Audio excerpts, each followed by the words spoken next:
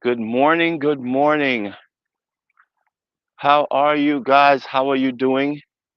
Another beautiful day here in the Maldives. Hey, Tanisha. Good morning. Good morning. We are currently live on Facebook, YouTube, and here on TikTok. Thank you guys for joining. The time here in the Maldives. Hey, how are you? Welcome. Rack, welcome. MT, welcome to the live. The time right now in the Maldives is 6:14 a.m. The sun is already up, but it's a little overcast. But technically, the sun would be above the skyline there. But absolutely beautiful. The fishermen are arriving. They are actually over there. They were out. I was talking to this gentleman over here in this boat, this fisherman, and he just returned from fishing since last night. He left last night at 9 p.m. and he is just returning from fishing. That is insane. He was out there all night fishing. But again, that's the way of the locals. It's absolutely beautiful. So yes, guys, 4:15 here in the morning in the Maldives. And I noticed on the beach over here on the private island, some people are out there exercising.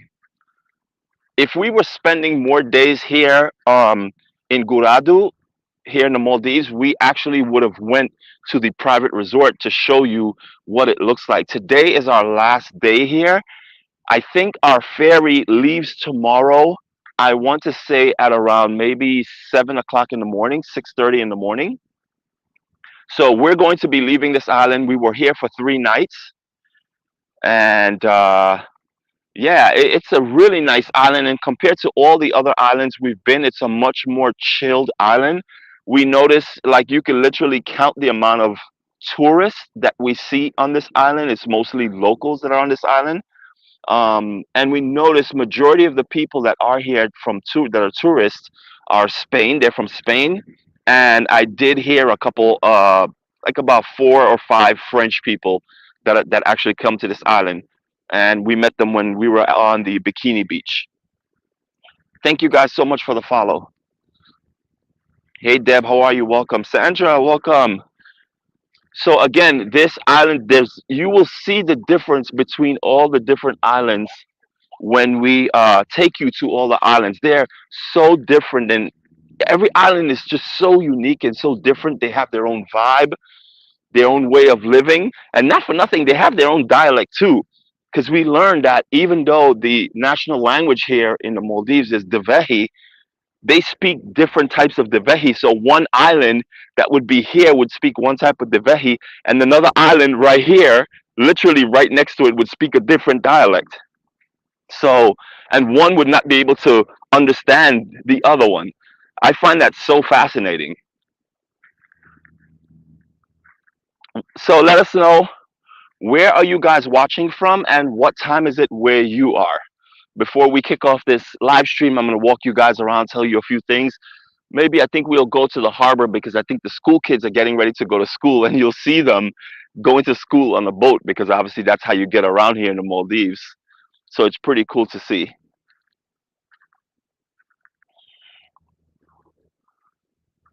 Atlanta, Georgia. Well, it's 9 o'clock. So it'd be 9 o'clock on the East Coast. This gentleman here is he's snorkeling. He might be looking for fish or something. Delaware 918. All right. Morning. How are you? Fish? Looking for fish? Yeah, he's looking for fish.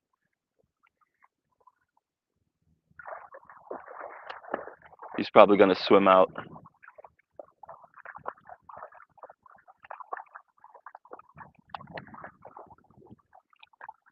The Maldivian culture is so amazing. We were out here till about 9 p.m. last night, and we were talking to the locals, the guys that take you on tours, on excursions, and he was telling us some unbelievable stories. It was so awesome. Good morning, Ahmed. How are you?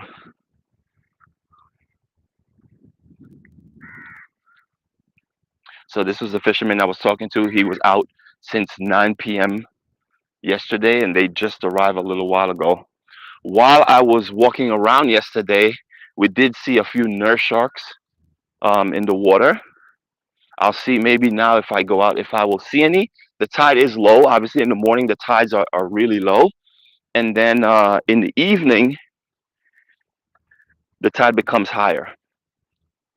So we'll see if we see any nurse sharks today. And again, every island is so different than each other island, and there'd be times where I'd be walking and you see stingrays in the morning.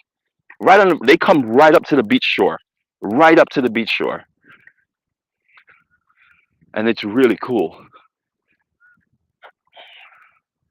This island is Guraidhoo or Guraidhoo, depending on how you pronounce it, because we heard people pronounce it differently. And that is our hotel right there. Of course, Irina is sleeping, and I will probably be doing this live stream for about an hour, hour and a half, and then I will wake her up, and then we'd go for breakfast.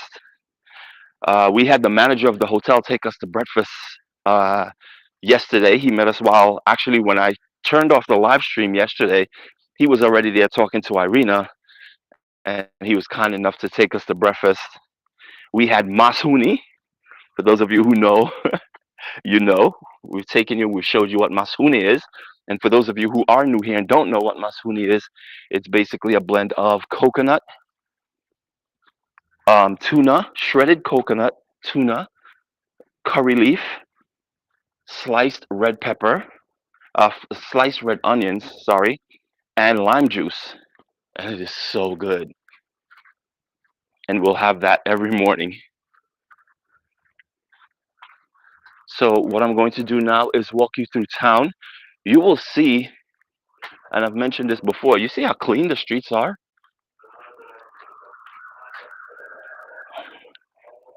The streets are just super clean. The women will come out. This morning I kind of looked through the curtains of our hotel and it was around 4:30 and people were already out and about walking. The women were sweeping. So super early they get up because it does actually get late. The sun goes down really quickly here. That's one end of the street. That's the other end. And usually when you see the leaves fall, the flowers fall, the women will pick it up. Here's a hotel. I was asking the tour operator what is the type of tourists that come here, like where do they come from? And he said the most people come from Spain that comes to this island and Italian. And then they will leave and then I guess another part of the season happens when the Russians come in. The Russians come in obviously when it gets cold in Russia. Then they leave Russia and they come here to escape the cold. And that's when they get an influx of Russians. So you will see a lot of the Maldivian women out at this time. They're usually sweeping or they're out and about. They take their swim at this time.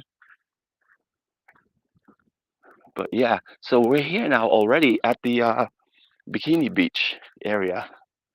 Come to Mafushi. Yes, we are coming to Mafushi tomorrow. We are taking the local ferry from here, and I think the ferry leaves at 6:30 or 7.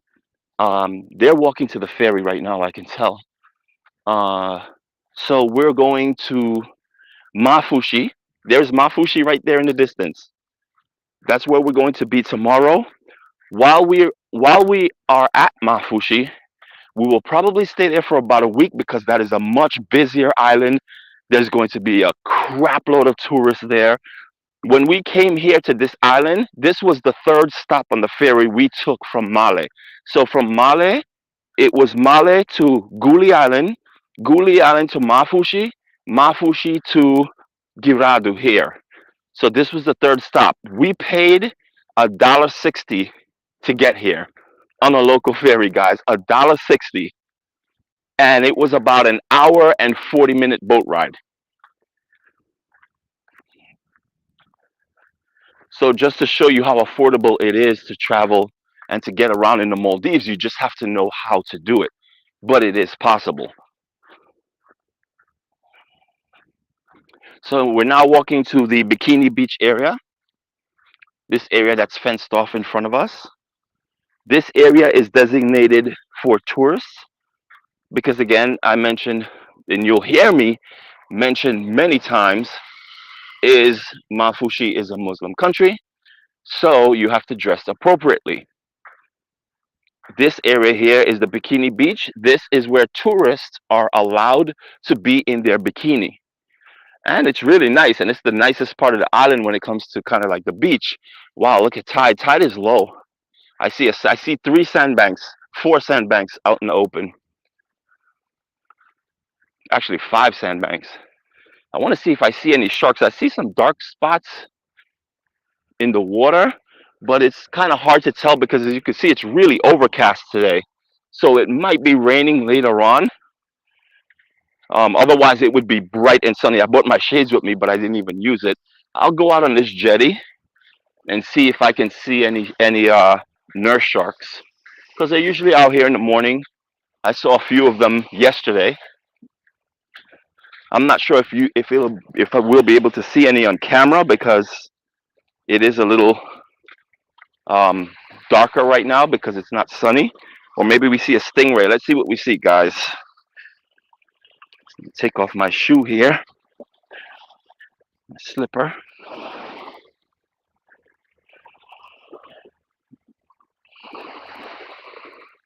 We have a lot to share with you when we get to Mafushi. There's going to be a beach party. It's going to be crazy. We're going to take you on a boat now. I mentioned before many times, being that Maldives is a Muslim country, there's technically no alcohol. You can't drink. You can't find alcohol. And there is a loophole on Mafushi. Mafushi is that island straight ahead that you see. It's tiny. There is a boat where you can go out from the Mafushi island, a dinghy. They pick you up in a dinghy and they take you to the boat. It's only about a 5-minute boat ride, if that. It's probably less. And they have alcohol on that boat. So technically you could go on the boat to drink. Now, this is going to be our fourth time going to Mafushi. We have never been on that boat because we're not really drinkers like that. It doesn't really appeal to us. But this time we're going to do it because being that we're live, and I guess you guys would want to see what it looks like, and we want to show you the options that you do have if you come to Mafushi and you really need to drink, you really need alcohol. We're going to show you what it's like doing it. I'm sure we'll be able to be on the boat and stream at the same time because, like I said, it's only about 5 minutes away from Mafushi. So we'll be able to stream from the boat, and we're going to take you guys live. It'll be nighttime, obviously, maybe in the evening. I'm not sure what time the boat operates, but we'll figure that all out, and we'll take you guys with us. So make sure you guys follow us on TikTok and subscribe to us on YouTube if you want to see what that experience is like. There's the same island we just saw earlier. But again, think about it. Look how beautiful this water is. And it's not even sunny, but yet the water keeps its color.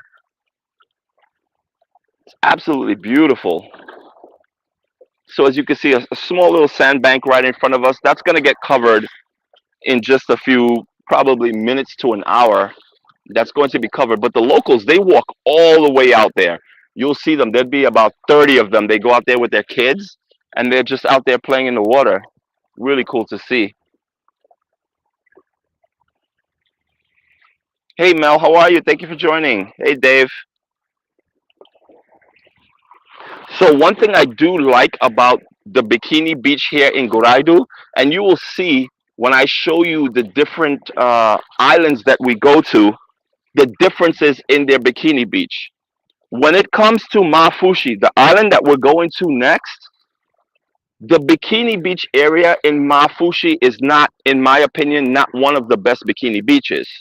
So what we always recommend people to do is when you do go to Mafushi, don't spend your whole entire time in Mafushi. Do a day trip or do a day or two in Guli Island. Guli Island is literally 15 minutes away from Mafushi.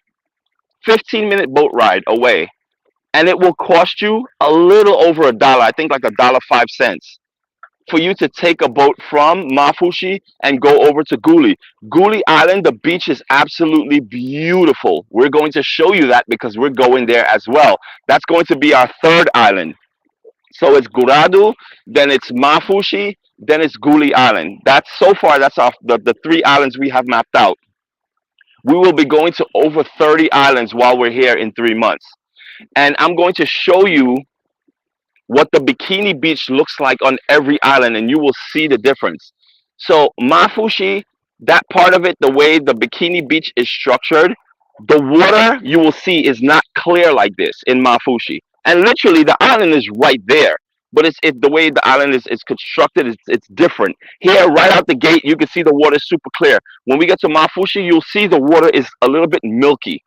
It's still blue and it still has the color, but it's just not as clear. It's a milky color. So I always suggest to people, if you are going to Mafushi because you want to be in the middle of everything, you want the party, you want the nightlife, you want all the restaurants, that's why most people go to Mafushi. Then if you also want the beach life, because that's a part of being in the Maldives, you want this beautiful, clear, clean water, then I always recommend for them to take a day trip if they want, and they could go to Guli Island, and the beach is amazing. You can walk all the way out, and the water is super shallow. It's super clear. We love Guli Island.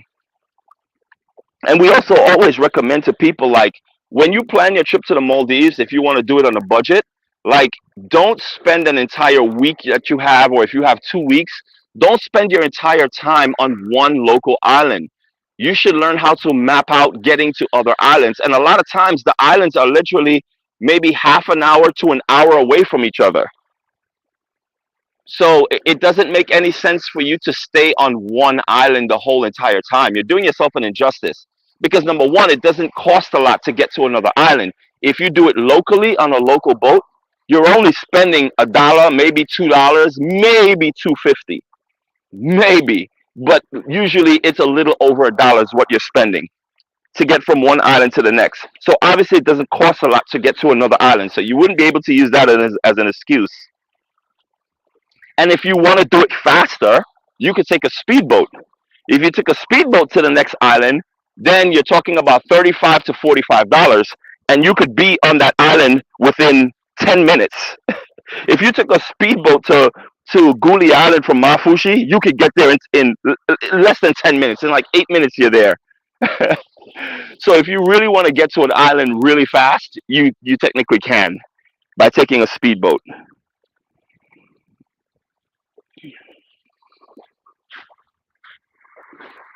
It'd be so nice to see a stingray right now. And again, like I said, different island, different vibes. I could be walking on the beach just like this, and I'll show you. Look, there's 4 stingrays right there. On certain islands, that's the way it is. And I'm going to prove that to you. I know it might be hard to believe, but I'm going to show you. That's how Maldives is. It's absolutely beautiful. Good morning from Minnesota. It's evening here. Yes, full of BS. And the sun is just rising here on Guraidhoo Island.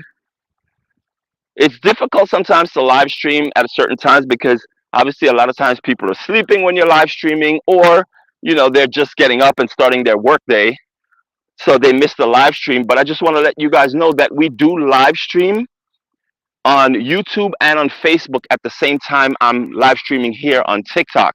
So if you want to see maybe what you have missed, or you got caught up in life and you didn't get a chance to see certain videos or certain islands that we visited, just know that you can head over to our YouTube channel. Our YouTube channel is Living the Globe.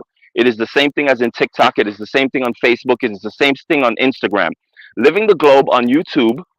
Whenever I stop this live stream, it gets sent out to our YouTube page in our live category. So if you go to our YouTube page and you click live, you will see a history of all the islands every single day that we stream. So if you miss anything, you could always go to our YouTube channel and rewatch it, because there are certain times when we live stream, like craziness happens. I'll tell you, like on Guli Island, you'll see so many nurse sharks. It's crazy. Nurse sharks for days, and we know where they are. So that's something I definitely want to share with you. I did it when we were here 2 months ago. I took you guys to the area where all the nurse sharks are, and it's just fascinating.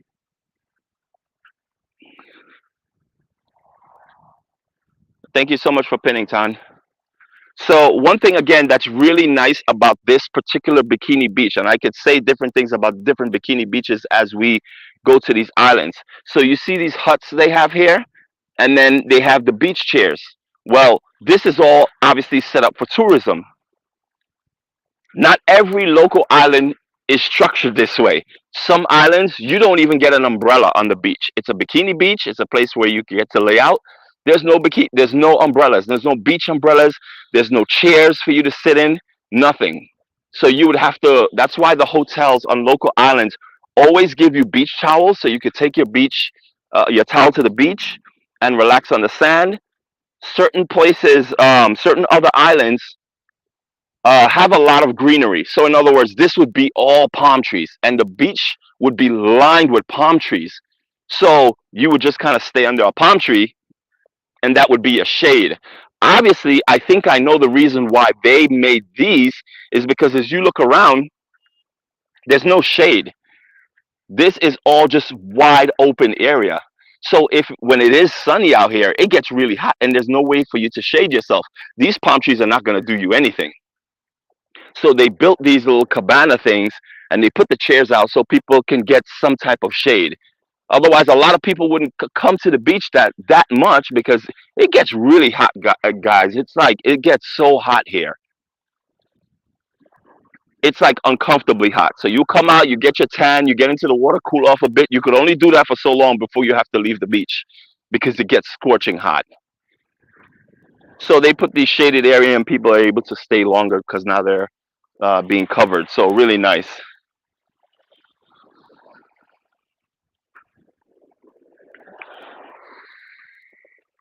Good morning, Kelly. How are you? Yes, it is very beautiful, right?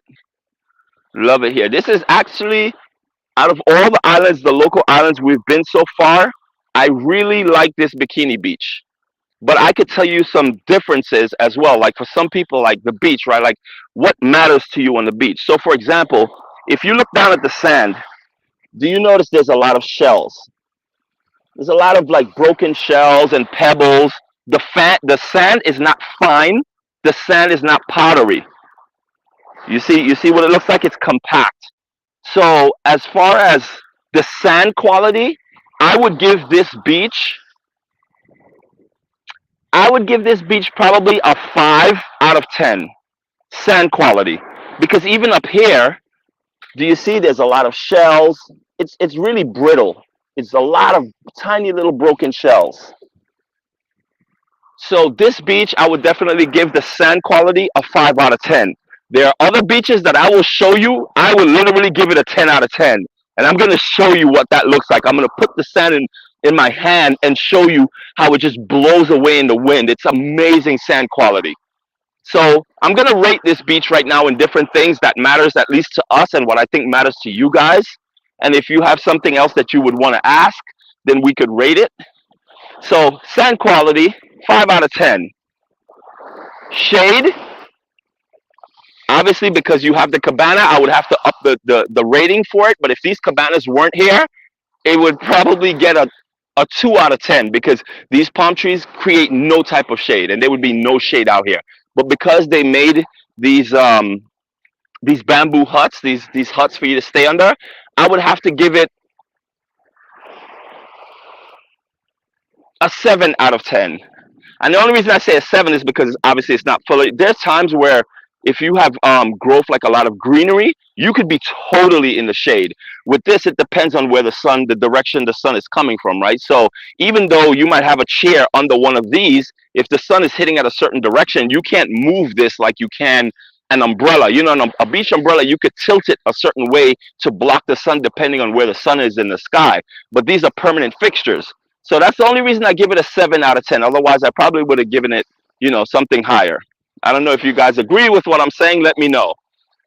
Kelly says we're about to head to Texas coast for the weekend. Nothing there, but at least it's a beach. Yes, yes, that's awesome. Well, safe travels to you, Kelly. Now let's rate the water.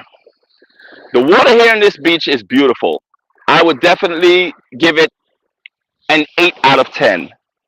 I've seen water that's clearer than this on certain islands, and of course, again, I'm going to show you what islands these are. But again, 8 out of 10.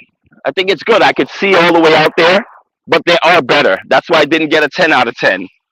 But there are places that it does get a 10 out of 10. Um, Also, another thing, the way we rate beaches is the amount of rocks in the water and also the drop off. That's how we rate beaches as well. Because if you come here and you're not really a confident swimmer, or if you come here and you have kids, you don't want to walk into the water and and it just drops off. That is what I hate when that happens. I love natural, gradual drop offs. For the drop off, this is really nice here because you could walk all the way out there and the water will be up to your waist. So it's a super, super gradual drop off. I would give this island probably a 8 out of 10 for that. Again, there are other islands I would give 10 out of 10 because you can walk forever and the water super, super, super just slopes gradually. As you can see, a speedboat out in the distance there. So for the drop off, I would give this an 8 out of 10. For the rocks that are in the water, I do see a few rocks right on the edges, but it's not much. So again, I could give this island a 8 out of 10 for the amount of rocks that are in the water because it's only right here in this area and they're scattered. They're not really together. Some beaches, all the rocks are really together and you have to really watch how you're walking into the water when you're stepping on these rocks. Because number one, they could be sharp. Number two, they could be slippery because the moss grows on the rocks. So you have to watch out for it. But here, there's really not that much rocks at all. So yeah, I would even give it a 9 out of 10. In Guli Island is definitely a 10 out of 10. I could tell you that from now. Guli Island has little to no rocks. And it's pebbles. It's not even rocks. It's like pebbles. So it's absolutely beautiful there when it comes to the water. Thank you so much for the roses, guys. Thank you for your support. We greatly appreciate it. I also really like the fact that here they they have a hammock, which is cool. They have a rope swing on the coconut tree, which is really cool. They have another swing over here that you could just kind of lounge on, and then they have the chair that's attached to the coconut tree. I really enjoy that. I think that's nice. Whenever you see magazines and different things, publications, you always see people kind of basking in the sun in one of these lounges, and it's cool. So here's just a rope that you can swing onto the tree. Beautiful palm trees. I really like how the palm trees line the beach. They are sporadic and they are spread apart, but nonetheless, they are pretty the way they're shaped.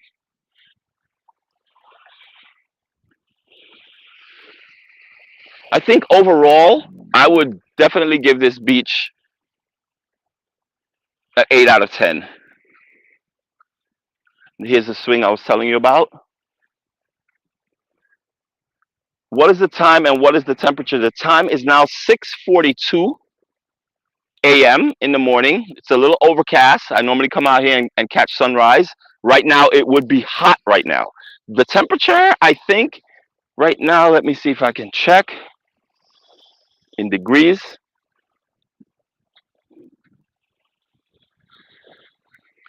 It's about 82 degrees right now with a beautiful, nice breeze blowing. I was hoping to see a nurse shark because I did see one yesterday swimming around here. I don't see it this morning. It's raining in Male. Wow. So from where I am, to get a perspective from where I am to Male on a local ferry, it's about an hour and 40 minutes away. So basically, Male is getting rain right now. We have someone in here. Hi there. Kind of empty of things on the beach. Cool swings and rain. Yeah, no rain right now. We will probably get it later because when I woke up this morning, there was less clouds in the sky. Now the cloud seems to be a little bit more scattered, as you can see what it looks like here. It looks a little gloomy. But yeah, if it's raining in Male, maybe the rain will blow in this direction or maybe it'll blow in another direction. Who knows? But normally when it rains here, it rains for a little bit and it stops. It never really rains for long. But yeah, nonetheless, very, very beautiful beach here.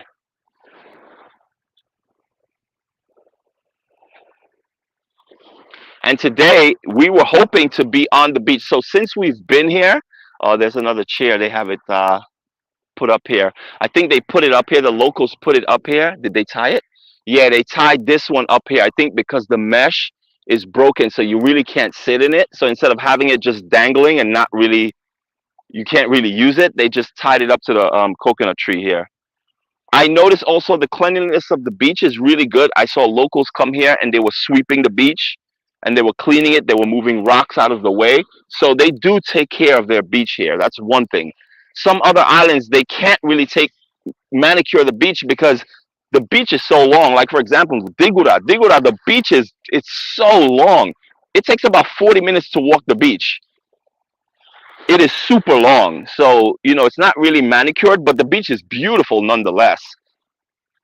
And there's not really a lot of palm trees. The palm trees are situated further back on the beach, but in the front, you have a lot of shrubs and different greenery that grows alongside the entire beach because Digura is very green. It's a very green island. Oh, rainy clouds, yeah. Cargo to the right. So, are you talking about those boats over here? So, this over here, what you're seeing is a private island. I'm on a local island. And over there, those are just, I guess, their boats. They have their own boats. So, when you go to a private island and you do excursions, they have their own boats that take you out to the excursion. When you're on a local island, you have dive shops and you have excursion shops and excursion operators. So you just need to find the excursion operator on the island and tell them basically what you want to do, and they will accommodate you. Some people come to these islands, they want to swim with whale sharks. Some people want to swim with stingrays. Some people want to swim with mantas. Some people want to swim with nurse sharks. Some people want to swim with dolphins. So depending on what you want to do, the tour operators will take you to the location where you can find these things to do, which is really cool.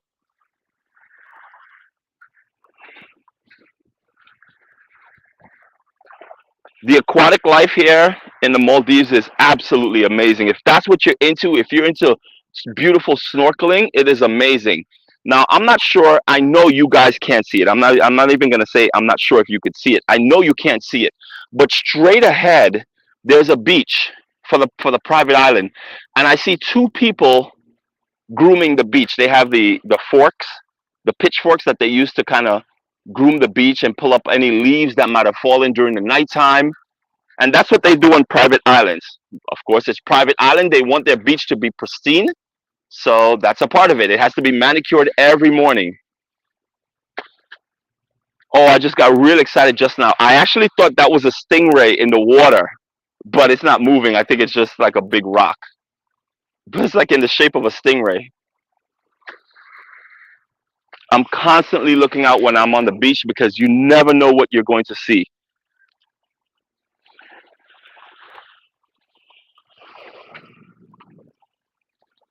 Let's walk out on this jetty a little bit. Again, thank you guys for the support. Thank you for the hearts. Thank you for double tapping. Thank you for the gifts. You guys are amazing.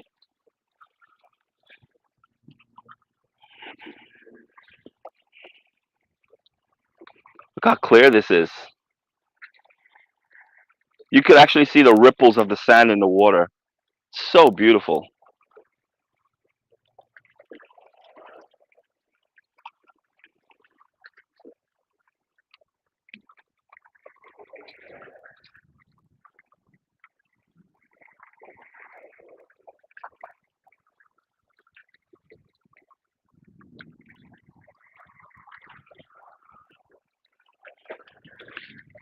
You both are amazing with all the things that you bring us here. Thank you so much.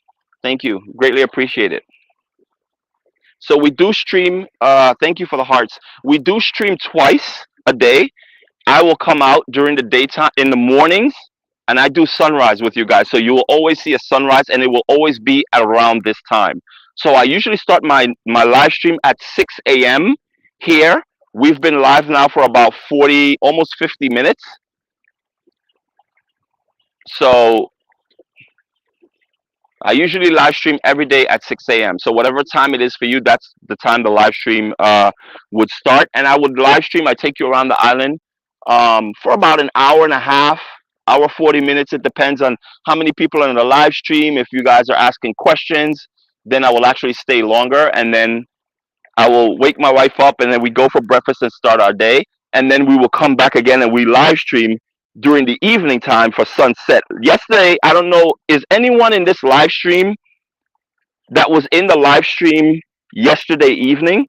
So that would have been morning for you guys. That would have been around 7 in the morning on the East Coast time. So it was evening for us. Is water still warm for this time of the year? Will it get cooler? That's a great question. Um, I've mentioned it many times in our live streams. Maldives is one of the few countries that the water temperature fluctuates just a few degrees, not even enough for you to really notice it.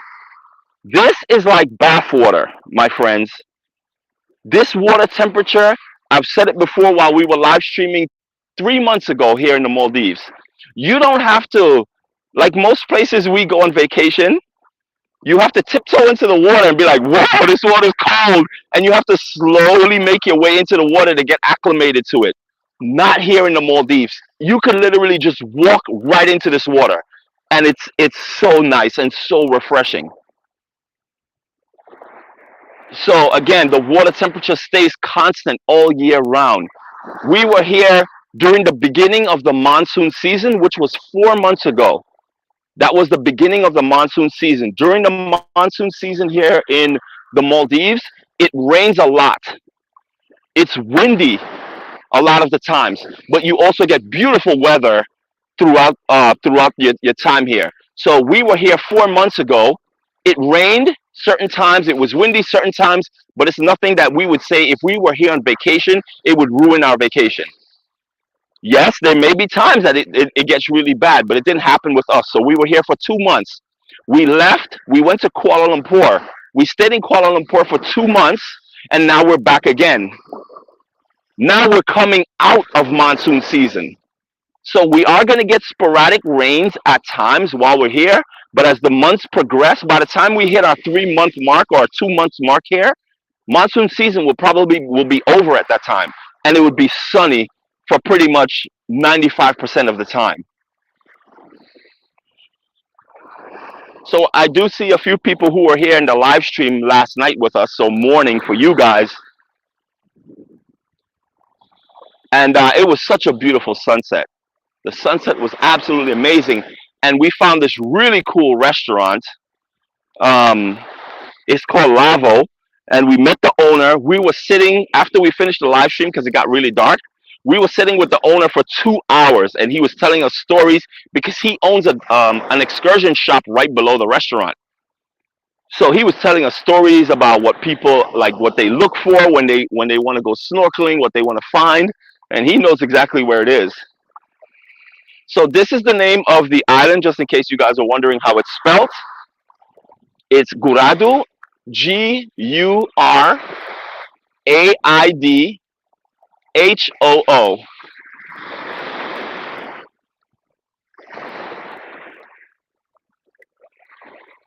Did I visit Chris? I'm not sure who that is.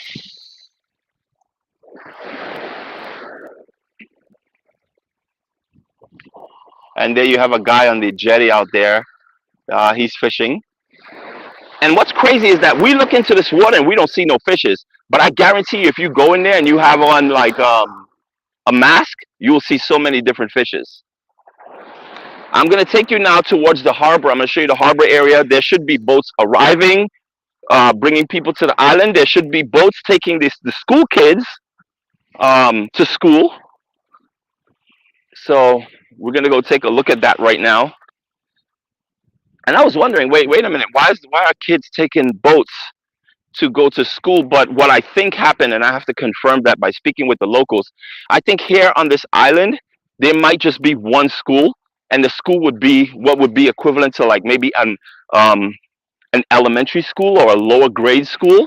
But as the education um, gets higher for the child, they don't have the proper school facility here to accommodate that.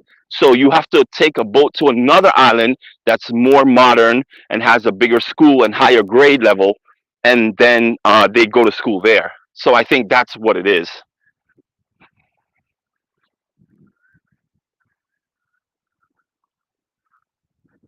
Oh, famous doctor on TikTok.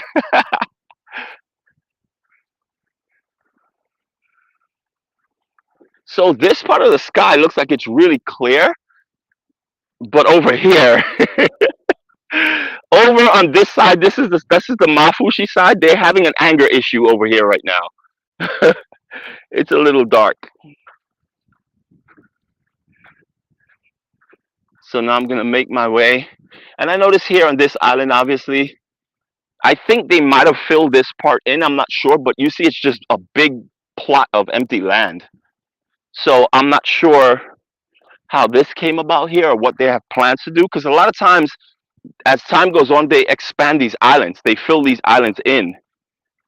So I don't know if this section right here that I'm walking on, if they fill this in, it looks like it's been filled in because there's nothing here. But I don't know. I have to speak to someone about it.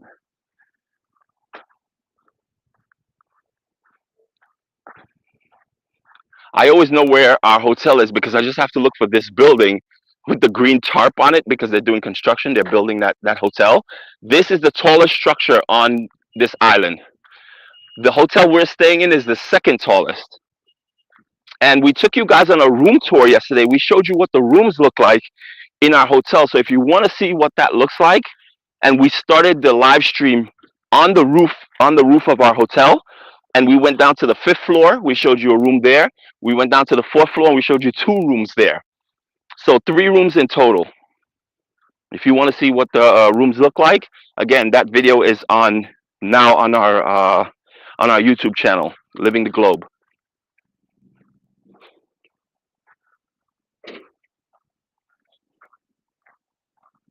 What's the basic dollars if you were to swim with a whale shark? My daughter is asking. So tasteless. If you want to go out and swim with a whale shark, it would cost you about, I would say about $45. Now, if you're on a private island, it can cost you about $120 to $150. So that's the difference also between private islands and local islands. Local islands, you will always get to do these things way cheaper than if you are on a private island. But that's it. That's the point I was trying to prove before to a lot of people. When you come here and you travel Maldives on a budget, there is such a thing now that's called um what's it, how do we say it? It's affordable luxury.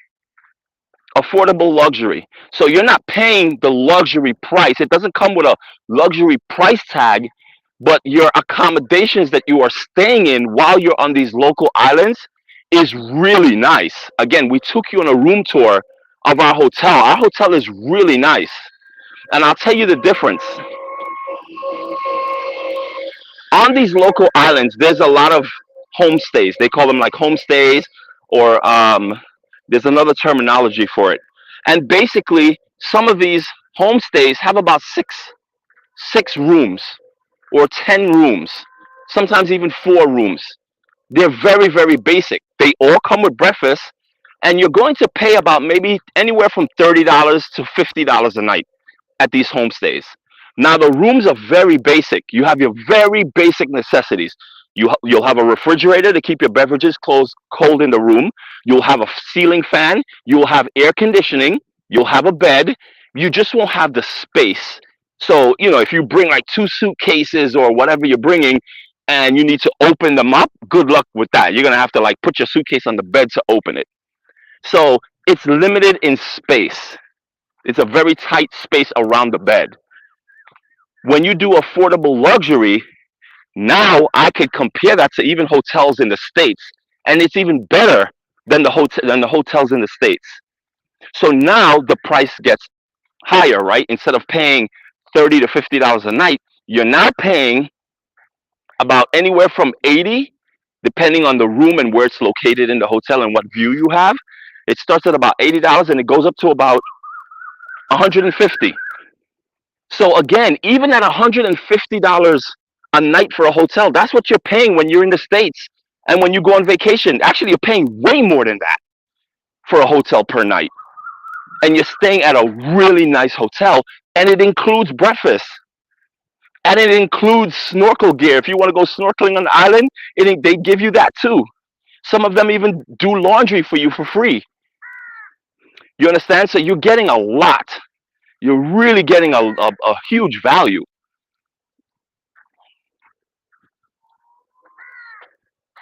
Where are you going to the Maldives again?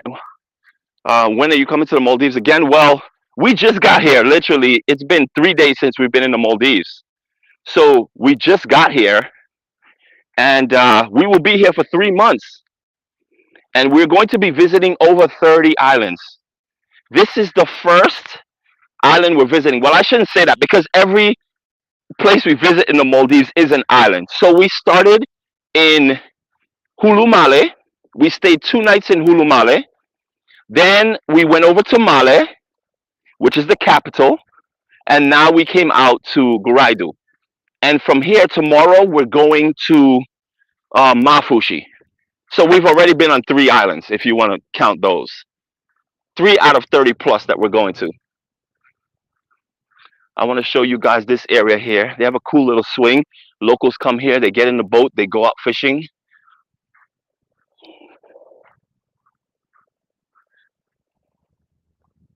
Oh, also on TikTok. Okay, I'll look into it. Morning. So here you see, I see a local walking the streets. Look at this swing. Isn't that cool? So this is called Wind Breeze, and I got a feeling it might be because this hotel is named Wind Breeze.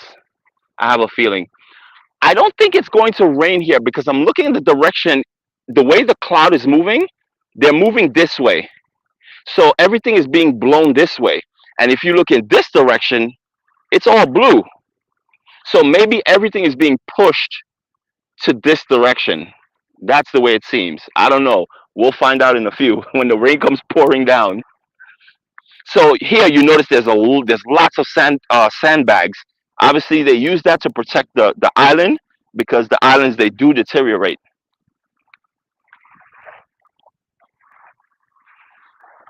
Again, if you guys have any questions, definitely feel free to ask. There's no question on this page that we considered, stupid or you just don't know or why would you ask that question. That's not the way we operate. We love having conversation. We love building a community. We know a lot of you guys don't know much about the Maldives or not know nothing at all. So at the end of the day, we're here to help you understand and actually put Maldives on your bucket list because it's affordable. And for those of you who don't know, you know, you think Maldives is too expensive for you to ever visit. Well, we're here to show you live that it is very much affordable. We will be taking you into many hotels in the islands we visit, and we're going to show you what the rooms look like. And we're also going to tell you how much it costs right there and then. So there'll be no misconceptions about what things cost. It's not like we tell you and we don't show you. We literally will show you. So if this is something you're interested in, consider following us, follow our page, tell a friend, let them know. We're live stream every single day. And again, you can catch our live stream on our YouTube channel. So this is a hotel here. Wow, look at what this hotel looks like. There's zebra prints. There's a chessboard. There are numbers. It's called Birth of the Octopus. Ah, okay. Wow. Wow, this hotel is crazy. Your fears can imprison you 100%. I agree with that. Double tap the screen if you agree with this right here. Your fears can imprison you. Actually, I would go as far as saying your fears do imprison you. It's not that it can, it does imprison you. Your thoughts can imprison you. I agree with that one also because a lot of things we think about, we overthink things and we don't execute. Look at that. Isn't that cool?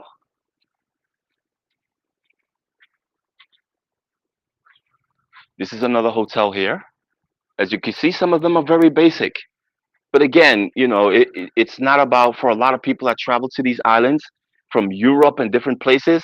For them, it's not much about the accommodation. It's about the experience. It's about understanding the Maldivian lifestyle and going out into the ocean and swimming with a whale shark that they've never done before. They never had a chance to do in their lives. That's what it's all about. Obviously, for some people, accommodation means a lot. Like, I'm not going to travel to a place where I'm in a small room. I want a nice room. I want to be taken care of. I want to be able to have a front desk that I could call if I need something. So for some people, that's important, and I get it. Different strokes for different folks. They have that here. You can get it. Let's see. Is this island better or worse than the island you were at last month? So last month we were actually in Kuala Lumpur. We weren't in the Maldives, so I'm not sure which island to compare it to. But what I can say about it is that for me, for us, I could say, for my wife and I, it's never about what's worse or what's better. Every island, and you will see if you follow us and you watch our live stream, every island is so different. That's all it is. It's different. It's not better or it's not worse. It's kind of like it's all the same water, right? We're in the middle of the Indian Ocean. It's all the same water. It's all the same tours. You go on, you swim with dolphins, you swim with whale sharks, you swim with nurse sharks, you swim with stingrays, you swim with manta. Some islands, yes, are more beautiful than others because for some reason, if you see some islands are being constructed and they have a lot of construction going on, that might be a sore eye for you. It's like, God damn, everywhere I turn, I see construction, construction. But these islands are developing a lot. But at the end of the day, you get to do the same things on these islands. Look at this palm tree, so pretty. Yes, one day I'll be going to Lux. Yes, Lux is very beautiful. Lux is one of the islands in the Maldives. It is a private island and it is absolutely amazing.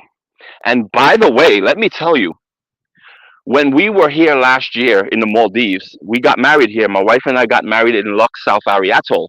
We created over 30 videos. They get so many people from our videos because when we went back there again this year, 3 months ago, we were there. While we were there for 10 days, we met 9 couples on that island that said, I'm on this island because I saw your video, you recommended it, and it looked amazing. Literally, while we were there, 9 couples. So you can imagine how many more people go there all the time, and they chose the island because of the recommendation we gave. We did so many videos. We showed them what our wedding looked like. We showed them what the food looks like. We did live streams. So it is a very beautiful place. The funny thing is that when we were there, when we got married there, we basically spent $1,300 per night. $1,300 per night is what we spent for our wedding. And of course, that was because it was our wedding. I would never spend that money if it wasn't something special as a wedding. So just to let you guys know, hey Vegas, how are you? Welcome. Um, what's going on out here? Well, it's a little overcast today. The sun is not really out yet. It is 7 o'clock in the morning. The sun would have been up and shining brightly by now, but it's a little overcast. On a couple islands, I have some locals that popped in that said it's actually raining on their island, but here it's not raining. I don't think it's going to rain here. I think the clouds are blowing from this direction where it's brighter and it's blowing away. So all the gray skies are being blown away, which is great. So yeah, back to what I was saying with Lux. We went there again 3 months ago when we were here in the Maldives. We literally paid $200 for a beach villa on a private island, including breakfast. Lunch wasn't included and dinner wasn't included, but my wife and I, we eat 2 meals a day. So we'll have like kind of like a late breakfast. So we'll eat breakfast maybe around 10, 11, and then we'll eat again lunch during sunset at around 5 o'clock. We eat at 5 in the evening. We don't do late dinners because, when we go to bed, we don't want to go to bed on a full stomach. We want to give ourselves time to digest our food. So we just choose to eat early in the evening. And of course, when we travel to different places around the world, that fluctuates. It changes. It depends. So yeah, Lux for $200 a night, beachfront villa. You can't beat that with a bat. Hey, how are you? Good morning. You didn't go out on a tour today? No tours today? Oh, you do have a tour today. Nice. So really, you have space? I'll see if I can get my wife out of bed.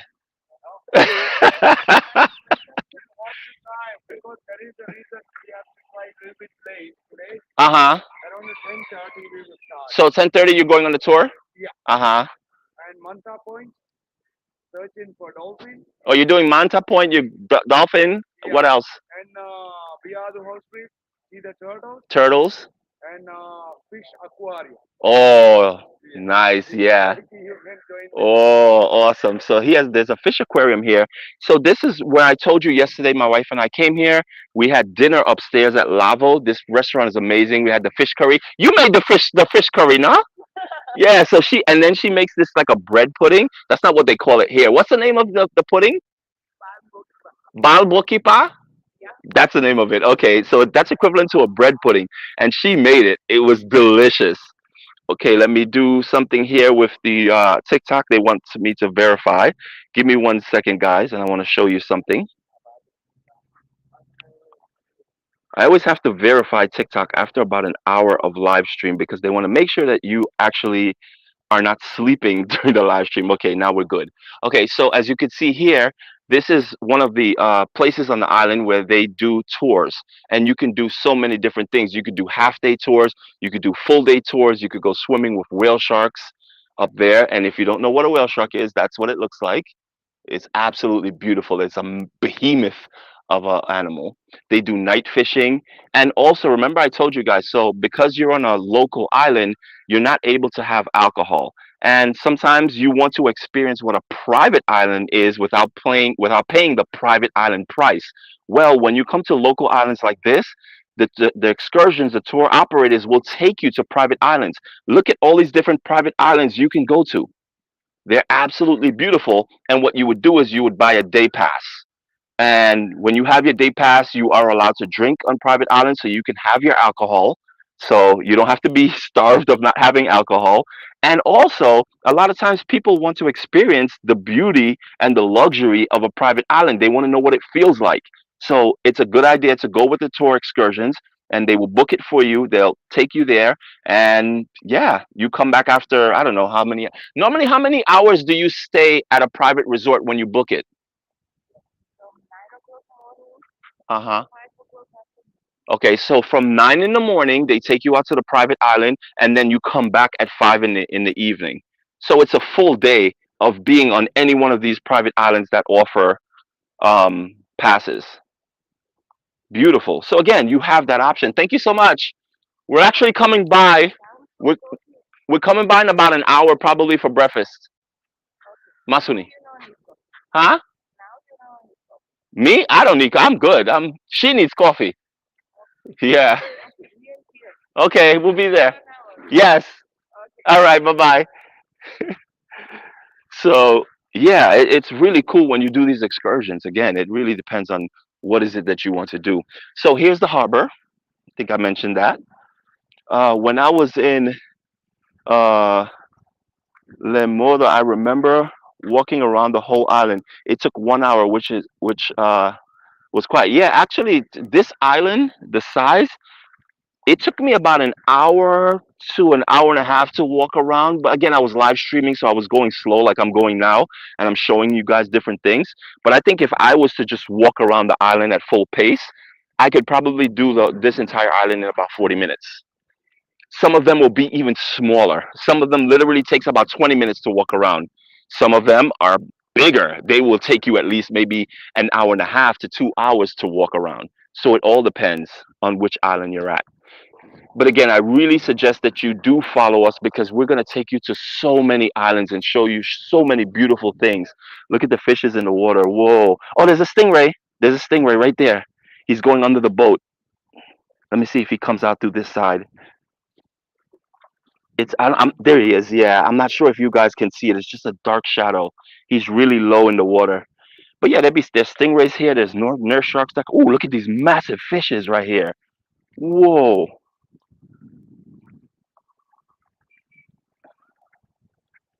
Wow. Oh, there's a stingray right there. You guys see it? You see that dark spot? That's a stingray. So there's a bunch of stingrays here.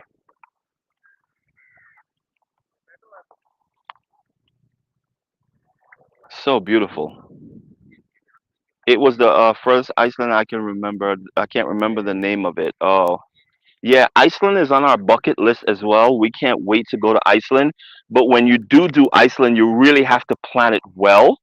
And there are different ways to do it. My wife, when I mentioned it to her, she doesn't like the van life. So we can't get her to go into a van and live in a van. That is the most efficient way to get around Iceland because instead of you going out and seeing a waterfall or an attraction in Iceland and then going back to your Airbnb, sleeping the night, getting up early again in the morning, go to the next destination, come back again to the Airbnb, sleep the night, go back out again. It's a lot of back and forth, and there's really no need for it. You just have to rent a van that comes with a bed in it. It folds down in the back. You buy your little groceries. And you just go. You stop at campsites and you just sleep in the van. But for her, she's not really about that life. When she needs to use the bathroom, she needs to use the bathroom. She wants to go. She doesn't want to be disturbed, and she needs to be comfortable. So for her, that's a challenge. So I need to get her past that point, and then we'll probably do it that way. Sorry, it was the furthest island. Oh, in the Maldives. I can't remember the name of it.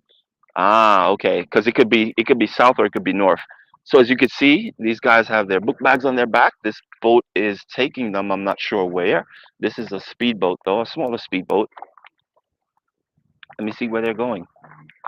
Which island are you guys going to? Which island are you going? Oh, Madu. Oh, okay. So it's that island over there in the distance.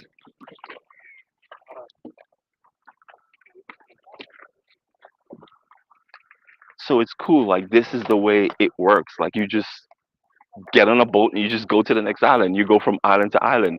That's the only way to get around here in the Maldives. It's 1,200 islands. It's crazy. And it's funny because when we were here 2 months ago, we were traveling from Male, which is the capital, to, was it Digura? Yeah, we were traveling to Digura. And again, around that time, it was kind of monsoon season. So we got into like some weather conditions on our way there, probably like about an hour into the boat ride. It got dark and we went through a storm on the boat, on a speedboat, and it was bigger than that one. It was more something like this size. It fit about maybe 30 people on the boat. Let me tell you, that boat ride was crazy. There was one girl who worked on one of the resorts that they were going to because they were going to Lux because after Digura comes Lux and they're really close to each other. So we found out later on. I'm looking at her as we're on the boat and the boat is rocking and slamming because of the waves and she's holding on. She's like sucking on a mint, like trying to get the anxiety out. And eventually I see her starts crying. She starts to cry. And I'm like, oh my God, I told Irina, look, like, she's like really experiencing this really bad right now, And then luckily we came out the storm like within maybe 10 minutes, but it was downpouring rain. It was so hard and the waves were super high. And when we got to one of the first islands out of the three we were going to, some people got off and I said, are you okay? And she goes, yeah, I just get a little nervous with the waves and stuff like that. I'm like, yeah, I understand. We get like that also. We're not used to it. But the point I'm trying to make is while we're going through this storm, I look to the back of the boat because I'm looking at people around me to see if they're getting any type of reaction or if they're getting nervous. I'm wondering if there's anything I need to be worried about. Oh, look at this. They're actually going to another island as well. And the locals, it's like nothing is happening. To them, it's just another day. Because you can imagine living on these islands, and this is the way you travel. You travel on the boat, you travel through bad weather. This is just what it is. Sometimes, though, it does get so bad with the weather that they have to cancel boats. That happened to us when we were on Todu Island. We literally got stuck on that island for 5 extra days because no seaplanes were flying. That's how bad the weather was. No seaplanes were flying, no speedboats were transferring people for a couple of days. That's how bad it gets. So it's just a part of it.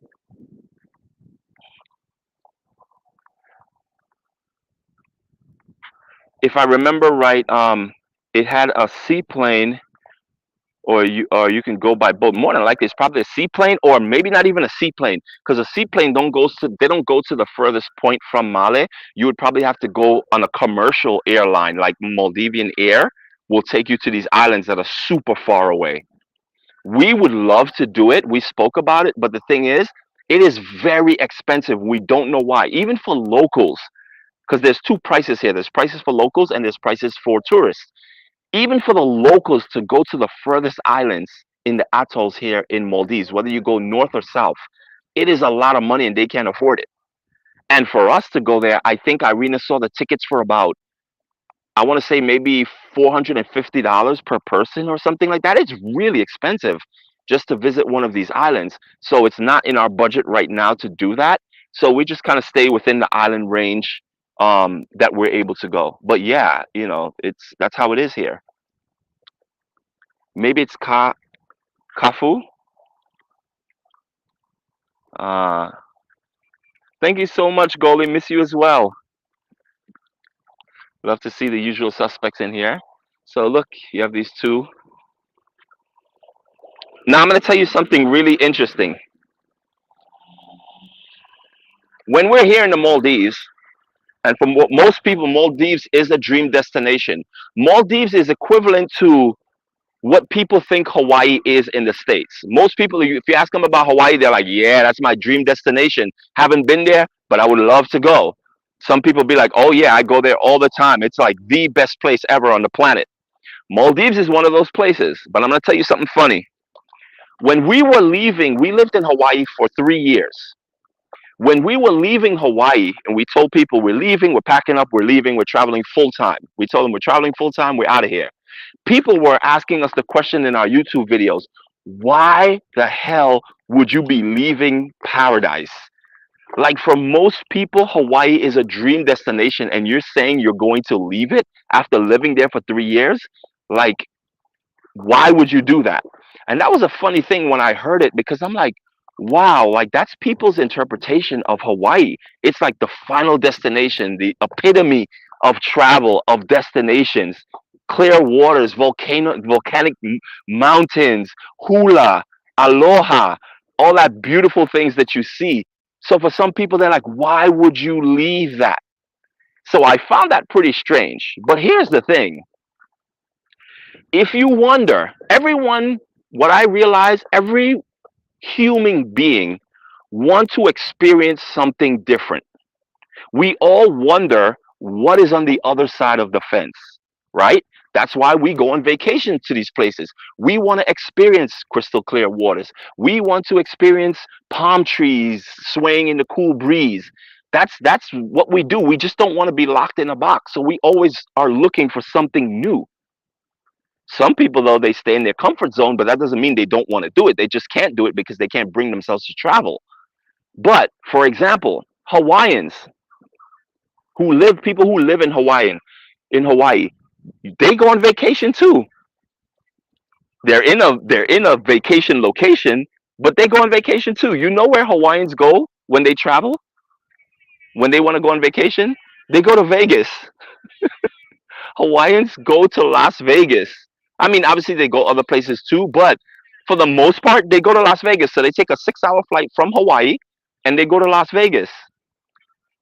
I don't know what they do there. Obviously, they probably gamble. They're on the strip. But again, if you think about it, it makes sense. It's a different experience for them. There's gambling, there's casinos, there's massive hotels. So for them, it's different than the lifestyle that they're living, the beach lifestyle in Hawaii. Again, There is a difference, and people are always looking for something different.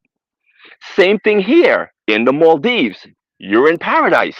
Why would you ever leave the Maldives to go somewhere else? Well, the Maldivians, you know where they go for vacation? Majority of them go to Sri Lanka. That's where they go for vacation, and they love Sri Lanka. Now, we've never been to Sri Lanka. We've heard a lot of things about it. We are going to go sometime, maybe within the next, maybe when we leave Maldives. Well, when we leave Maldives, we are going back to Kuala Lumpur, Malaysia. And maybe from there, for a month or so, we go to Sri Lanka, and then who knows where from then. But that's kind of the plan. But again, my point is people are always looking for something different than what their everyday is.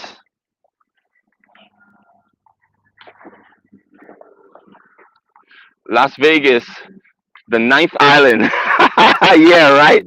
Wow, look at these fishes down here. Whoa. They're beautiful. They have blue fins.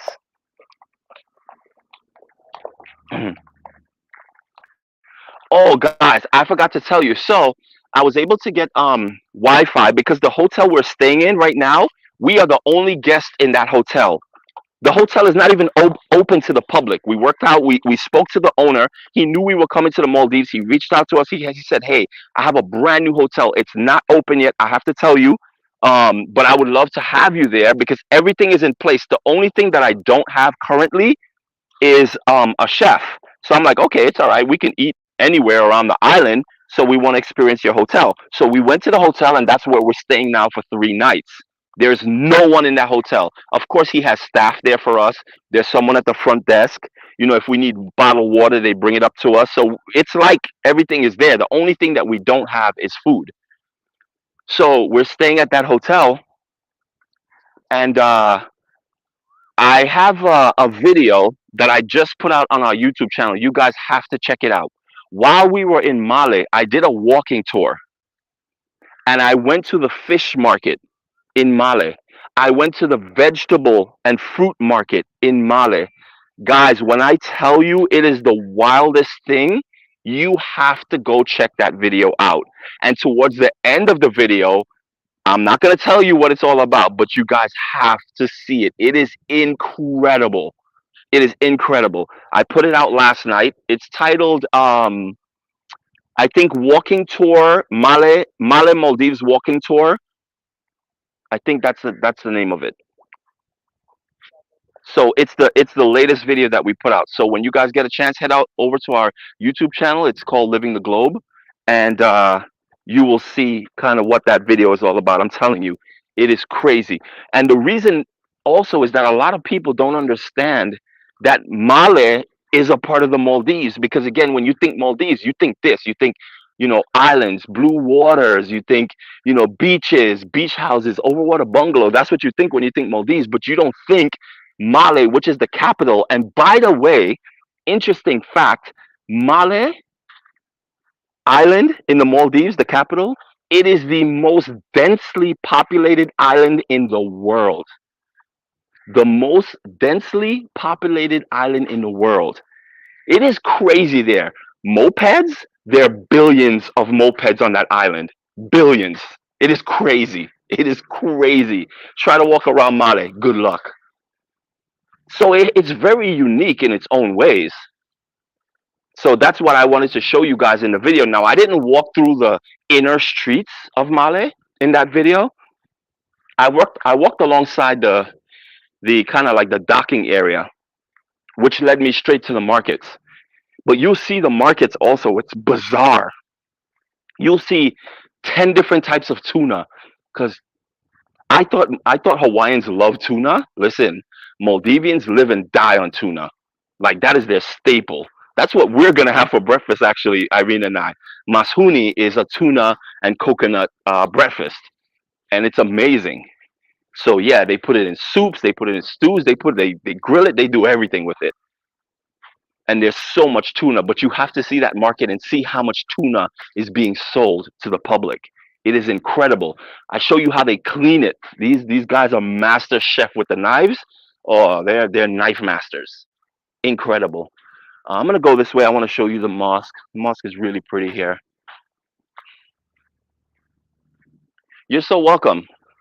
So, by the way, the YouTube channel is called Living the Globe. Again, the same thing for all of our social media platforms. So, if you guys can head over there and subscribe, follow, it'd be epic. Kafu Inn. So, again, this is another some type of a hotel. So, here's the mosque, guys.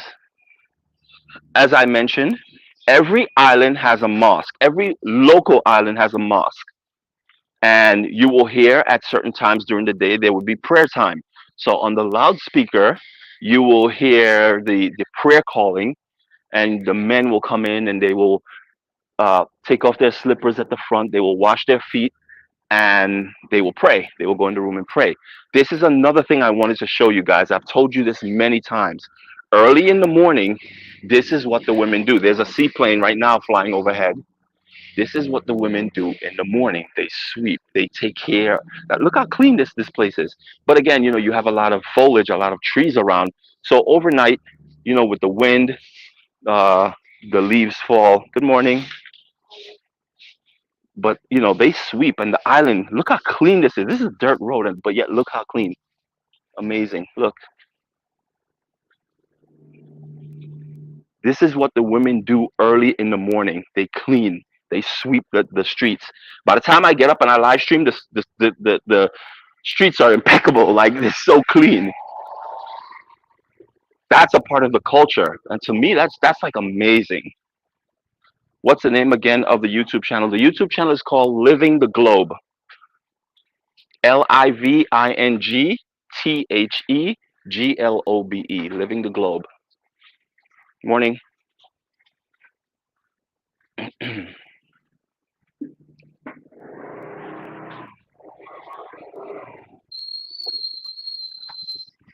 Morning.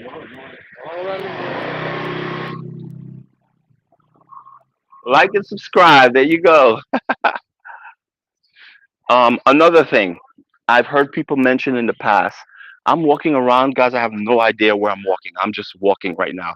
But as you can see, it's really beautiful here. Um, I've heard people sometimes comment, and they would say something like, "Oh, Maldivians, they're not friendly people." Here's another hotel.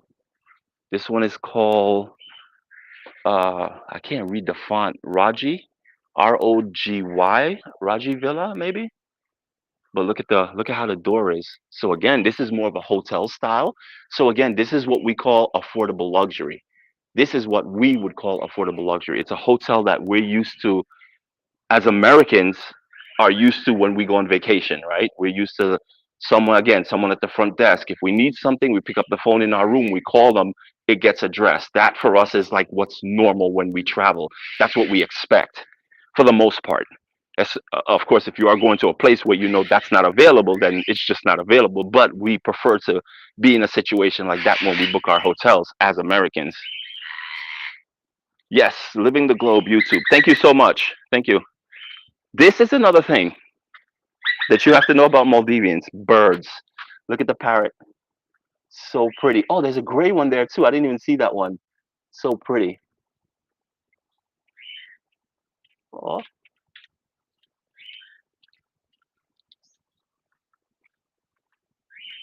So here's what happens with the birds. So I like on Male, which is the capital. There are places you can buy these birds. Maldivian treat these birds like in America we treat our dogs. They love their birds. While we were coming here in the Maldives, actually, this is a school. Yep, this is a school right here.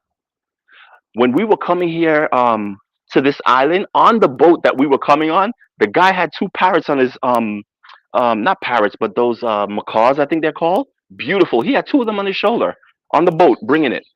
But what they do is it's really cool. So when they first get these birds, what they will do is they will bring them to their homes, like what we just saw, and they would chain the bird up. So they would chain it to a perch. They have the water there and the food there. What happens is they take these birds off the perch, off the chain, and they start teaching them how to fly.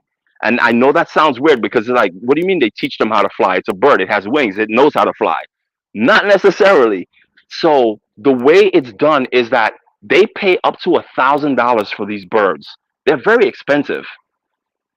And what they will do is, when I say they teach them to fly, they will have someone hold the bird, and then someone else will be a little bit further away, like maybe 10 feet, 10, 15 feet, and they will have a seed, and they will let the bird go and let the bird fly towards the seed. So now they're teaching the bird to go back and forth. Fast forward, what happens after they do this for a long enough period of time? What they can do is let the bird not be on a leash, so the bird won't have a chain on the foot. It would just be there, and the bird can fly around the island for as long as it wants, but it will always come back home because it knows where home is. So basically, they're training the bird to know where the home is. And sometimes we're walking around and we'll see a beautiful macaw like fly by us, and we're like, "Oh my God, look, a beautiful macaw!" But it belongs to someone, and it knows where the home is, so it'll go around and it perches in all the trees, and then eventually, it'll come back home whenever it's ready. Morning. So it's a really cool thing. So I'm gonna go to the beginning over there, and I'm gonna walk backwards. This is Main Street. This is considered Main Street here. This is the only car on the island. Looks like a Mini Cooper, right? The only car on the island. It was driving around last night. It was so cool. That's what people do here. The locals in the evening time after the last prayer, they take a shower, they get dressed up. The women get all dressed up. You smell perfume, and they all come out for evening walks when the sun is setting. And the kids are all out on their bicycles and playing on the streets. It's so awesome here in the evening time. I love it. Here's a souvenir shops. You could buy a bunch of different things.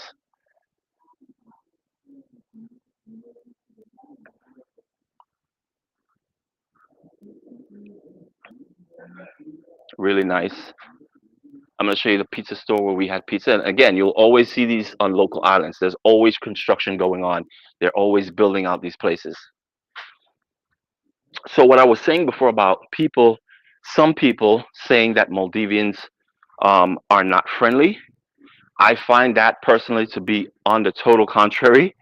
I think Maldivians are really friendly, but as you can see, when I pass a Maldivian on the street, I'm usually the one that will say good morning to them, and then they say good morning back. And I think what it is a lot of times, let me wait for this motorbike to pass. Here's a dive shop.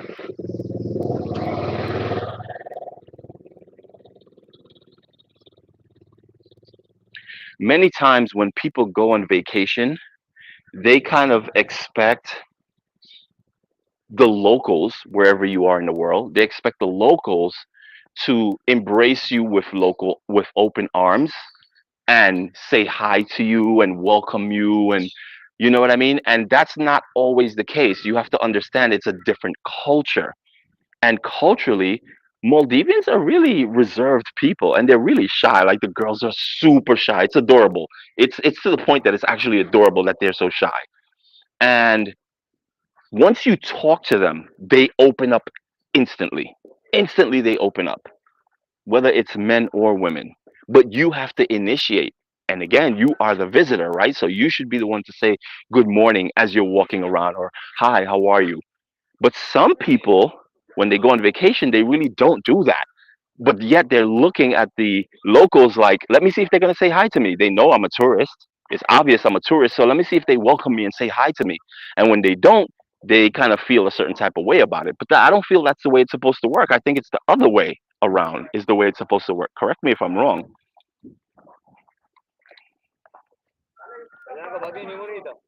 They do anything you ask. Captain, give me ice cream because I had to ask for. Yeah, they do. They're very like they go above and beyond for you. This guy has told me so much stories about people who ask for certain things and they will do it. They make sure they do it for you. So here they're going out on a diving trip in a little while. I noticed they have the tanks. They have about 30 tanks in there. So they're going out diving. Really nice. Oh, that's Manta Dives. That's a dive shop. They're going out diving. Oh, right here. I think this is owned by an Italian guy. This guy sitting here with the glasses. I think he's the owner, and that might be his wife over there. And this is actually this white building is like a homestay, so it's like a little hotel area. I think they're Italian. Oh, maybe Spain. How are you? Is this your dive shop? Do you own this dive shop? You do. What country are you from? Spain. That's what I thought because I was telling my viewers I saw the dive shop and I saw that you're going out on thing and I'm like, I think the owner. I always see you sitting here. I'm like, I think he's actually the owner. Me and Abu, and Maldivian and Spanish. A Maldivian and a Spanish. Really nice. So you love this island? Yeah, Nice, right? of course. Yeah. Like, why wouldn't you, right? A lot of beautiful things to see. Yeah. Really nice. Mhm. So you have a group going out in a little bit? Sorry? You have a group of people going out to Yeah, dive? today, yes. Nice. Double time. What would you say is the major demographic of people that come to this specific island? Is it Are they from Spain, Australia, Russia, No, that's Spain, Spain? Spain, Italy. Now actually, some start to come French. The French will come in. Yeah. Hmm. Now China, China, Japanese, Japanese. Yeah, I noticed a lot of them came on the boat we came on. some Australian people, but not too much Australian people. Uh huh. American too. United States. American, yeah. Few though, right? Few Americans come. It's too Not far. very. It's too far. It's 22 hours Yeah. away. Full day of travel. Hmm. Yeah. And but the European is The Europeans are the ones that usually come. Yeah. Germany too. Yeah, Germany. Germany. Yeah. It's funny how certain islands attract a certain demographic. Like there's an island that it's probably like 90% Italians that go to that island. Todu, they said Todu is 98% Russians that go to the island. Spanish. Here is Spanish. Spain. About that. Right. Yeah, exactly. But it's not So when you say Spanish, it's mostly Spain mm, or other countries no, no, also. no, Spain. Spain is usually Yeah. But now we start to have blend. right, a blend of different Yeah, cultures coming we in. open another market. Right, right, But working customers too. right. Okay. But Yeah. main market for us is Spain. Is the Spanish, yeah. All right, perfect. Thank you so much. You're welcome. Really nice. So yeah, that's the demographic that comes to these islands. I've mentioned that before. This is his dive shop, so he owns this dive shop with someone else, and that's what they do. They come here to Maldives. They love it so much, and then they just build a business.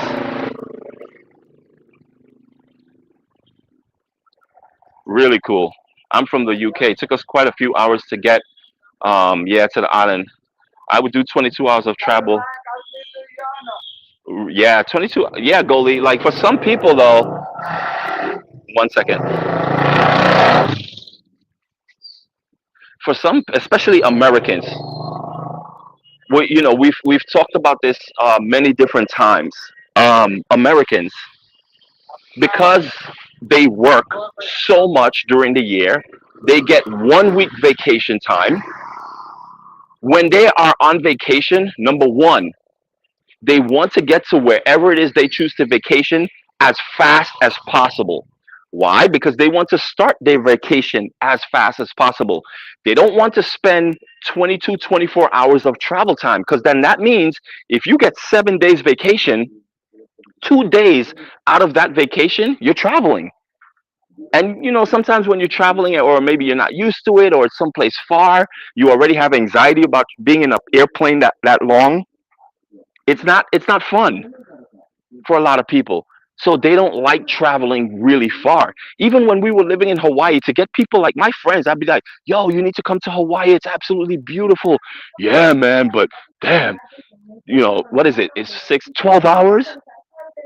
12 hours being in an airplane. I don't know if I could do that. I'm like, okay, stop in California, stretch your legs, and then take the connecting flight to Hawaii. Yeah, but then it takes even longer because I have to wait 3 hours in an airport. So they're stuck between trying to get to the destination as fast as possible, and then also not being on the airplane for too long. That's the thing about Americans. But I get it. That's why they always just go to Florida. They go to the Bahamas because within 3 hours, 4 hours, they could be in the destination and be on the beach with a pina colada. That's kind of the mentality behind it. What do people do for emergency care? That's interesting. So for emergency care, every island has a clinic. I haven't found a clinic on this island yet. I probably just didn't go along the street. But every island has a clinic, and they have like a pharmacy right next to the clinic. So they do get the health care they need. Now, in case of an emergency where maybe they need to be operated on or it's something really serious, 9 out of 10 times there is a neighboring island, um, which will probably be maybe half an hour away speedboat, and they would have to go to that island that has a hospital that could accommodate whatever it is that's wrong with them. So it's not a simple thing, unfortunately. But not for nothing, that's the same way it is in Hawaii. That's the same way it is in Hawaii. If you have to take a major operation, if you live on one of the Hawaiian islands that don't have the facility, you have to take a flight to like Oahu that has major hospitals because it's a major city. It's one of the major cities in the Hawaiian Islands, and that's where you have to get operated on. So if you're like maybe on the Big Island, I don't know if Big Island has stuff like that. They probably do. Maybe Maui. I don't know what facilities they have, but if you have a certain sickness and you need to be treated a certain way, you have to go kind of like to a specialist, right? So you need to find the right hospital for that. Any mail delivery? Vegas is asking. Post office. That's interesting. I don't know. I don't know how they get mail, but if I had to assume, I think they have a central area where mail is picked up and brought on a boat, and that's how they get their mail.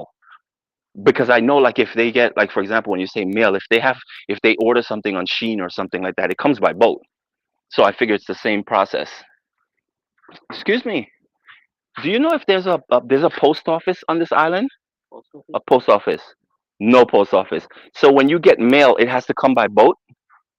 Yeah, like the mail that you get, does it come by boat? You don't know? Okay, thank you. Hey. So yeah, but there is no post office on this island. So yeah, mail was actually a great question. But again, when you live on islands like this, it's a simple life. It's just things are very basic, and that's why sometimes it makes you stop and think. And it's like, wow, like we live in a country, the U.S., where anything we need, anything we want, we can have it within minutes, within hours. Whether it's sickness or any materialistic things we need, we could get it at the snap of our finger. And it's gotten to the point where speed is everything.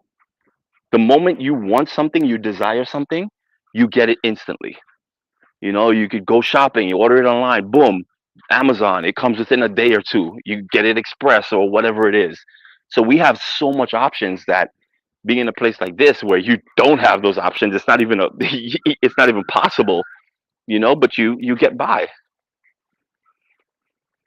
I mean, think about it, even fast food. like you're feeling hungry, within like 1 minute you could be eating. Literally, you could find a place, get the food, and it's in your mouth within a couple minutes. So that's insane. And there's a lot of things, that we take for granted. And when I come to places like this and I realize how much better we have it and we have things, is crazy. SS Mall, what is that? So SS Mall is probably a grocery store or something. They call it a mall, but let me see. So there's a store here. It's close. A lot of guest houses that way? Oh, really? So just make a left and then right? Okay, thank you.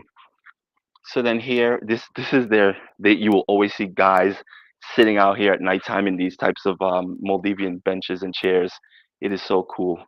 So again, yeah, here is a shop where you can get, just regular things. And again, what a lot of locals will do, if they have people coming from Mali, Mali is the capital. You could get a lot in Mali. They will order all their stuff, whether it's building supplies, if you're doing some type of renovations on your house, or you're just buying products. You have someone coming from Mali, you would have them buy all that stuff and bring it to your island. When we were here 2 months ago, we ordered a cheesecake from Mali and they delivered it by boat to the island where we were, which was Razdu. So that's possible. Oh yeah, see, so SS Mall is basically a shop. This one is open. So here, you get your basic snacks and things to drink. There's a few vegetables, oranges, apples, cucumbers in the refrigerator. Yeah, it's simple, simple, basic stuff. Just basic necessities. As far as mosquitoes, I haven't been bitten on this island. Now, I can't say that for all the islands, but so far we've been here already 2 days, and I have not been bitten by mosquito. And I've been walking around. I walk around during the morning, early morning. I don't put any bug spray on, which I forget because we do have it, and you can buy it here as well. But I haven't been bitten by any mosquitoes. So this is our block right here. Um, Electric cash registers in the store. Yes, they do have electric cash registers in the store. Um, Many local islands do not accept credit cards. That's something you need to know.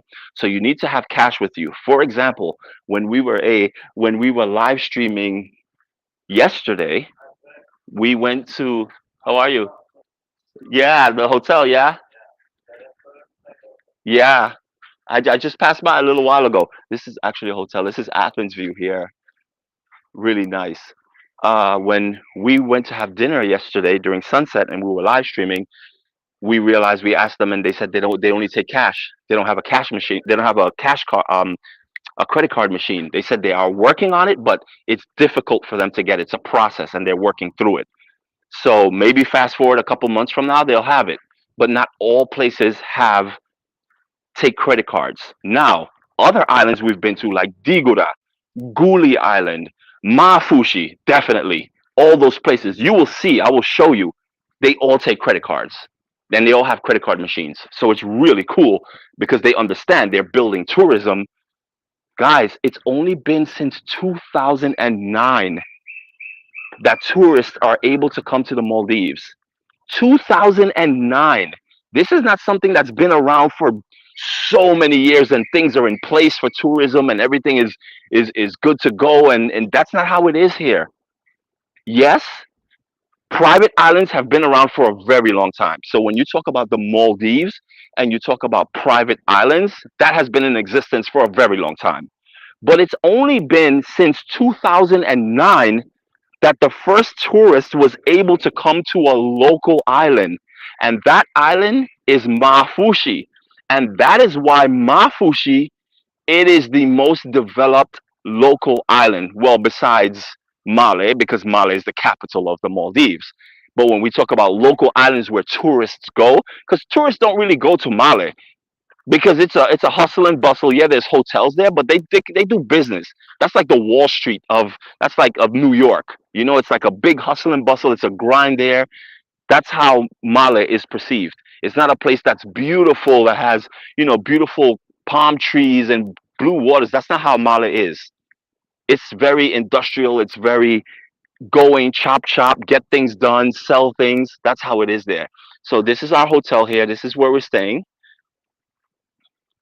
I showed you guys that in the beginning of the live stream. Some locals are out there swimming. I like the way they're like little ducks when they swim. They all together. They're all in a line and they just like waddle in the water. It's so cool.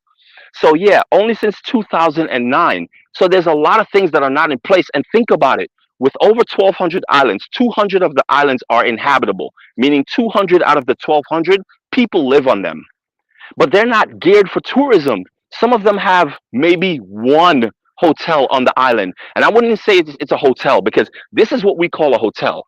This one has 10 stories. The one we're on has 5 stories, right? So these are the hotels. I'm more talking homestays, where basically the homestay might have 3 rooms. That's it. So the tourists who do go to those islands are the ones who want to be alone. They don't want to be with no other tourists. They want to be the only one on the island and they just want to relax and that's it. So, that's a part of what people want. But yeah, since 2009, that's not long at all. Good morning. How are you, Unique? Islands are pretty scarce. Electric stuff from what I electronic stuff for what I've seen. No, it again it really depends on the island. Some islands are way more developed than others. So it really depends on what you're looking for when you're vacationing. The more remote islands you go to, especially I'm talking about here in the Maldives, the more remote islands you go to, the less accommodation, the less electronics you will see because they're building up. Again, what we're looking at here across from us, that is a private island. So the people that are on there are spending. We looked up the price yesterday, Irina and I. The lowest price you can get is $800 to stay at this island right across from us where we are here. And like I said, I could literally pick up a rock and throw it across there. That's how close it is. That's how close this island is. There, as you can see, is the overwater bungalows. That's how close it is. This is the first island we've been to where a private island is this close to us. Normally, private islands are kind of spaced out. This is the closest I've ever seen a private island close to a local island. And if you think, well, do they? Yes. Actually, I'm gonna tell you something right now. I'm gonna show you something. This is very interesting. So, imagine spending $800 a night because you want an overwater bungalow. There is your overwater bungalow right there. Look at the windows for the overwater bungalows. You see the windows? They have curtains pulled down in front of them. Not sure if you could see it. But if you are staying in those overwater bungalows and you open your window, this is what you'll see.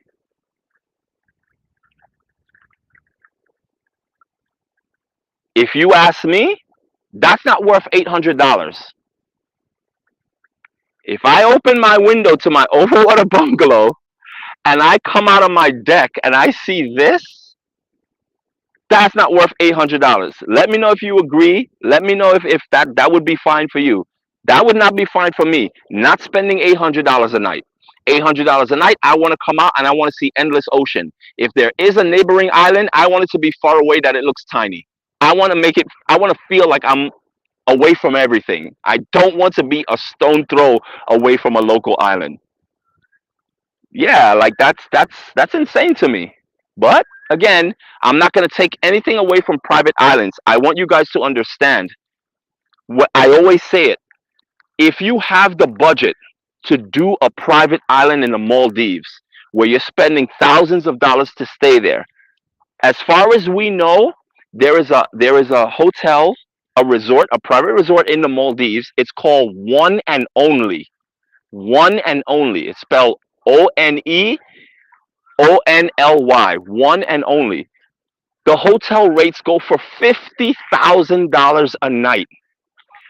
$50,000 a night. That is 50,000 per night. It is crazy. So they can be very pricey. But as much as I'm saying it's crazy, for people who could afford it, why not? I would never knock a private island, and we have been to private islands. So we're here on local islands doing this on a budget. Why do you think my wife and I could be in the Maldives for 3 months? If you know anything about the Maldives and someone comes to you and say, "Oh, I'm going to the Maldives for 3 months," you'd be like, "Well, damn, did you hit the lotto?" That would be your first impression because what you know about the Maldives is that you know things are very expensive. You know these resorts cost thousands of dollars to stay per night. So that's why you would say, how is it that you're able to spend 3 months in the Maldives? Well, we're going to show you another side of the Maldives that you've never seen before. We're going to tell you what our hotel costs. Again, this is the first island that we're visiting, and it's called Guraidhoo. That is our hotel we are staying. This one right here. But as I told you before, we are super transparent. We don't hide things. We don't sugarcoat things. We don't make things better out to make it seem better than what it is. And if we don't like it and if we don't have a good experience, we'll tell you we didn't like it. We didn't have a good experience, but we'll also tell you why we didn't have a good experience. Because anyone could say, I didn't like it. I didn't like it. Well, why didn't you like it? You know what I mean? It makes a difference. So With that being said, that hotel we are staying over there, the small one, that hotel we are staying complimentary. We are staying there for free for 3 nights. The reason that happened is because we have been in the Maldives now. This is our third time to the Maldives. We have created a lot of partnerships, a lot of friendships with people who own these hotels. And that happened organically. We weren't in search of people who own these hotels and kind of reaching out to them. It happened through talking to someone while we were having dinner, and they're like, "Oh, this is what you guys do? I have a friend who owns a hotel. You guys are going to that hotel in a few days. I'll reach out to him. I'll let him know I spoke to you. I'll give him your contact, and you guys can reach out to him."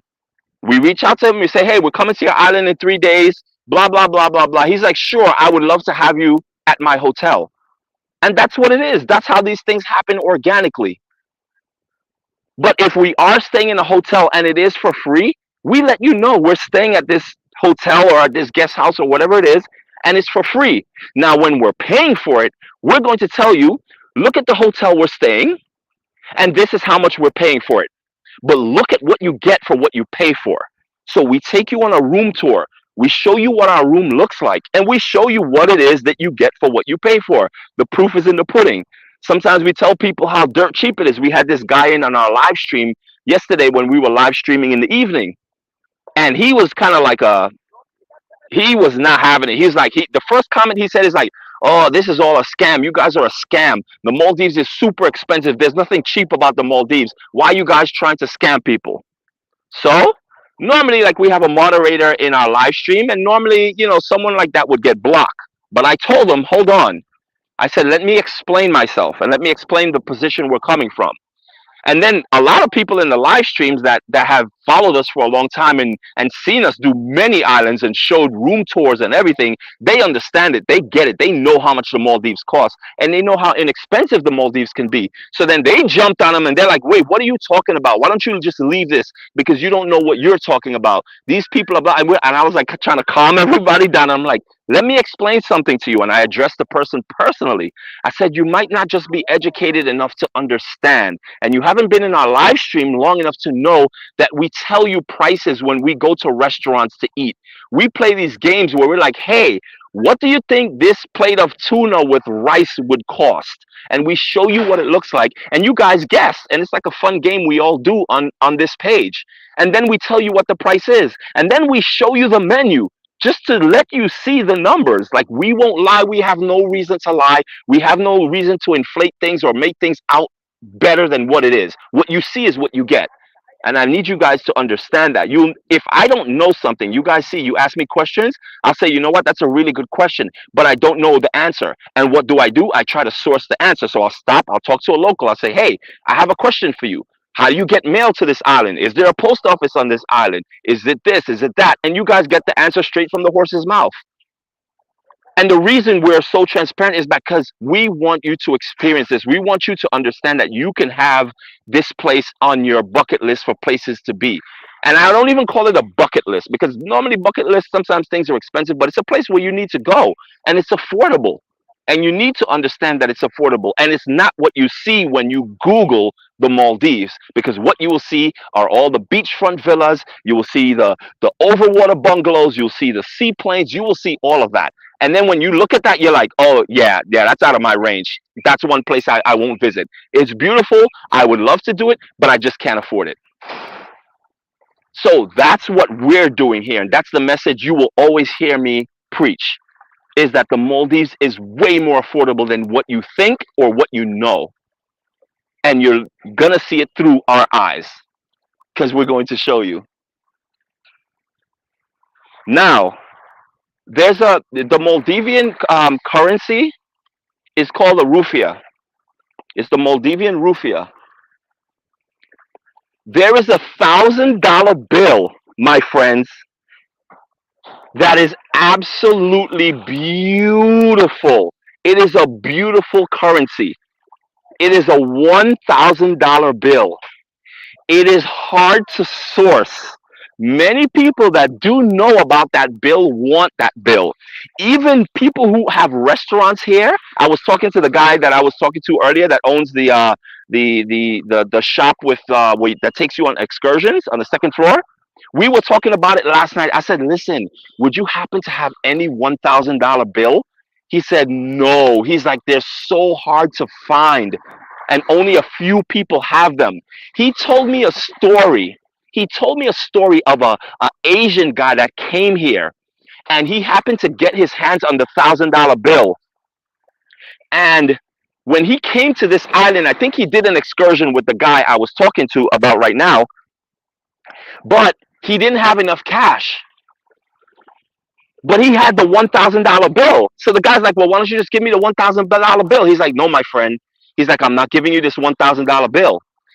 He made him take a speedboat from this island to Guli Island because the ATM machine on this island wasn't working at the time. Because he could have just went and pulled money out of the ATM here. But the ATM wasn't working. He made him take a speedboat from this island to the next island, Guli Island, to the ATM to pull money out to pay him because he refused to give him the $1,000 bill. That's how rare that money is. And my friends, I tell you now, I told Irina, I am going to be in desperate search of that $1,000 bill. I'm not the type of person that collects money, collects stamps, collects seashells and stuff like that when I go on vacation. But my friends, when I tell you that $1,000 bill is like gold, it is so stunning. I've never seen money that looks like that. It is incredible. And trust me when I tell you, in our 3 months here, I am going to be in hot pursuit of that $1,000 bill. Every store I go into, I'm going to ask them, "Would you happen to have a $1,000 bill?" And I'm sure the answer will probably be no. And even if they do have it, they probably won't give it to me because it's that rare. It's like finding the golden ticket in a Wally Wonka freaking candy bar or something. I'm serious. It's crazy. The money is stunning. Yes, it is. It really is. How do they exchange currency on the island, bank source, and all around the islands? That's another good question. So here in the Maldives, they accept U.S. dollars. They actually want U.S. dollars, and in some instances, it's cheaper for you to use U.S. dollars. Meaning, let's say you're going. Let me see if I can get this explanation right. So, for example, if you are taking like a speedboat from one island to the next, let's just say hypothetically, these are not the accurate numbers, but hypothetically speaking, just so you can understand it in simple terms. If taking a speedboat from one island to the next usually costs 45 dollars. That's US dollars. 45 US dollars. If we are paying, let's just say we don't have 45 US dollars to pay them. Now we have to pay them in rupiah. But if we pay them in rupiah, it's going to be more expensive. So they tack on more money for some reason. I'm not sure why that is. But all the local islands, they accept US dollars, which is really good. So if you have US dollars, you don't have to exchange all your US currency once you get to the airport or to a bank. You can keep your US currency and use it. It's widely accepted everywhere. But again, if you go into a store and purchase something to eat or something very simple or basic, they're not going to charge you more because you're not paying in US currency. This situation only happens when you are taking a speedboat, as far as I know. That's one and the only one I know example where they rather accept US dollars and it will actually be cheaper for you if you had US dollars, is when you're taking a speedboat. Any other situation I'm unaware of, but I do know for sure when you go into stores, when you go into restaurants, if you're buying anything, you want to buy mask or snorkel gear or clothing or souvenirs, they're not going to charge you more because you're not paying in American dollars. They will charge you whatever it is that they charge. That's standard.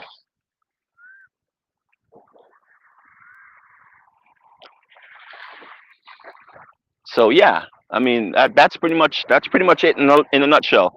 But I got to get my hands on that money. And then I'm gonna show you guys. Ah! Oh man, I can't wait. I can't wait. And I hope in 3 months I can source it. I hope in 3 months I can source it. I asked the guy, I said, listen, if we when we go back to Male, which is the capital, if I go into the bank and I tell them I want a $1,000 bill, would I be able to get it? He said, well, that would be your best bet to get it, is to actually go into the bank in Male, the capital city, and request the $1,000 bill. And not even then, I'm not sure if you'll be able to get it. And I was like, oh wow, it's that rare, huh? Yeah, it is interesting how they work their system. It really is. But again, it's very affordable, very very affordable. As far as us eating, we ate yesterday, my wife and I. You know, we had Maldivian curry with rice and roshi. I think we paid. We did a pricing game yesterday with the food we ordered. So what was the first thing we ordered? Oh, she took the menu and she was just reading things off the menu, and she was giving prices, and she had you guys guess, and most of you guys were way off. Some of you that were closer, it's because you've been in our live streams before and you've seen what things cost, and you were closer in price by, and you're off like maybe by 50 cents, 80 cents or something like that. But for the most part, I could always tell when someone is new to our live stream and is not used to pricing in the Maldives. So when we play this game, they would say something like, oh, 20 US dollars. Oh, 35 US dollars. Well, that's because that's what something like this would cost in the States. But here in the Maldives, something that would cost you maybe 20, $25 in the US will cost you about $2 here, $2.50. It's literally that amount. Like, it's crazy. It's crazy. So you tell me, is it affordable or not? So how long have I been live here? Do time machines exist on the island and the hotels? Yeah. You could portal here. Yes, fresh tuna. Yeah, oh yeah, it was a tuna burger. So Ali is here. Ali was in our live stream last night when we were live streaming during sunset, and Irina asked for, it was a tuna burger that came with fries. And she asked the price. What do you think a tuna burger, a fresh tuna burger? It's not frozen tuna. It's fresh tuna with fries cost. And people were saying, oh, $20, $15, $8, $10. And it was actually, how much was it? $3.50. I see something red in the water, and it's moving because it was next to that rock. Now it's moving out a little bit. I wonder if it's not like a starfish. Probably is. So I've been live for just about 2 hours now. It's 1 hour and 57 minutes and counting. This is normally how long I live stream for. An hour, like I said, an hour to an hour and a half. It depends on the on how much you guys ask questions and how many things people want to know. So I take more time to explain it. So the engagement factor determines how long I stay in a live stream. Sometimes people are just not really in the mood to be asking questions or really talking much. So those live streams are usually shorter, but of course, we always encourage you guys. There is no question that's too ridiculous to ask when it comes to learning. And I will take the time, if I know the answer, to explain it to you the best of my abilities. And if not, I'll find somebody and I'll get the answer. Believe that, because I'm by nature, I'm a very curious person. And I have a lot of conversations with locals, and I ask them certain things. I'm like, you mind if I ask you this question? Blah blah blah, and they answer. And they love talking to tourists, because remember, they don't get to see that much.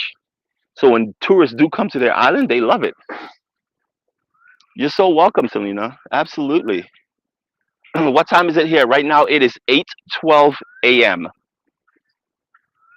8:12 a.m. So as you can see, like I told you, we are staying free in this hotel. They have outdoor dining. Not now, because that's the only thing they don't have in place. They have staff in place.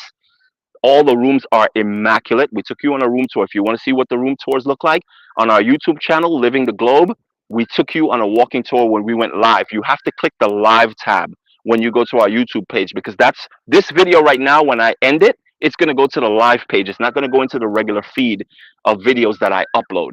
This gets automatically uploaded to the live page. And you look at the live stream yesterday, the title of it is a room tour. So you'll know it's that video. And within literally, we started off at the rooftop and we gave you an overview of what the island looks like from up there. And we walked downstairs and we took you into the room. So if you want to know what the rooms look like, definitely check it out. I am not sure what the going rate of these rooms are as of yet. I think Irina was reaching out to the owner yesterday and say, "Hey, we're going to be live streaming, and people are going to want to know how much a room like this goes for when they see it, and we would like to give them that information." But unfortunately, he didn't get back to us. He was off yesterday, so he didn't really respond to us. So we're waiting for a response so we get an idea of what the numbers are, and we'd love to pass it on to you guys. It's 10:12 Central Time. Yeah, I know the Maldives is 4 hours ahead of the UK. How many hours is it ahead of the US? I think it's about 10 hours. Okay, Tanisha, are you still in this live stream right now? So my sister's from New York. Is anyone in here from New York or from the US? Could you give me a timestamp? Let me know what time it is for you, and then we'll figure out. Yeah, I would say it's approximately 10 hours. That's what my guess would have been. Geez, I missed the room tour. Vegas, it's in our live tab. You don't have to worry about it. Just head over to the YouTube and then go into the live tab, and it's the last video because this will be the most current video when I stop it. So it's the video, it will be the first video in the live tab, and it's titled Room Tour. And if you just want to see what the rooms look like, again, it's the first maybe 8 to 10 minutes of the video. So you don't have to watch the whole entire live stream because I think we were live yesterday for almost 2.5, 3 hours because we did sunset. So basically, what we did, we walked around the island during sunset. Sunset was beautiful. We took you to the Bikini Beach. First, we took you on the room tour. Then we took you to the Bikini Beach. Then we went to the restaurant to eat. And chances are that's what we're going to do again today. I'm not sure if we're going to do a room tour. We are moving. That's our room right there. So we're on the fifth floor. We're on the top floor, and I think that's our room right there. We're moving out of that room today because we have to film it. And we're going to move over to the corner room, which is over here. And it's actually a bigger room. It's a really nice room, a lot of space. So we're going to move into that room. Then they're going to clean our room. Then we're going to come back in and we're going to film that room. And obviously, this is a part of the whole thing, guys, because I know, again, we are totally transparent in what we do. I told you we're staying in this hotel for free, but at the same time we're providing kind of like a service for them as well because they know that we have social media and we have a YouTube channel, and they've seen the work that we've done on YouTube when we've worked with other hotels. So they're like, okay, well, these guys have a YouTube channel. People are going to see our hotels. They're going to see what it looks like, and they're going to give them all the information needed for someone who's interested in coming to this island and booking this hotel. So we film the room. We go in there. We tell you guys what it looks like. We tell you what the bed feels like.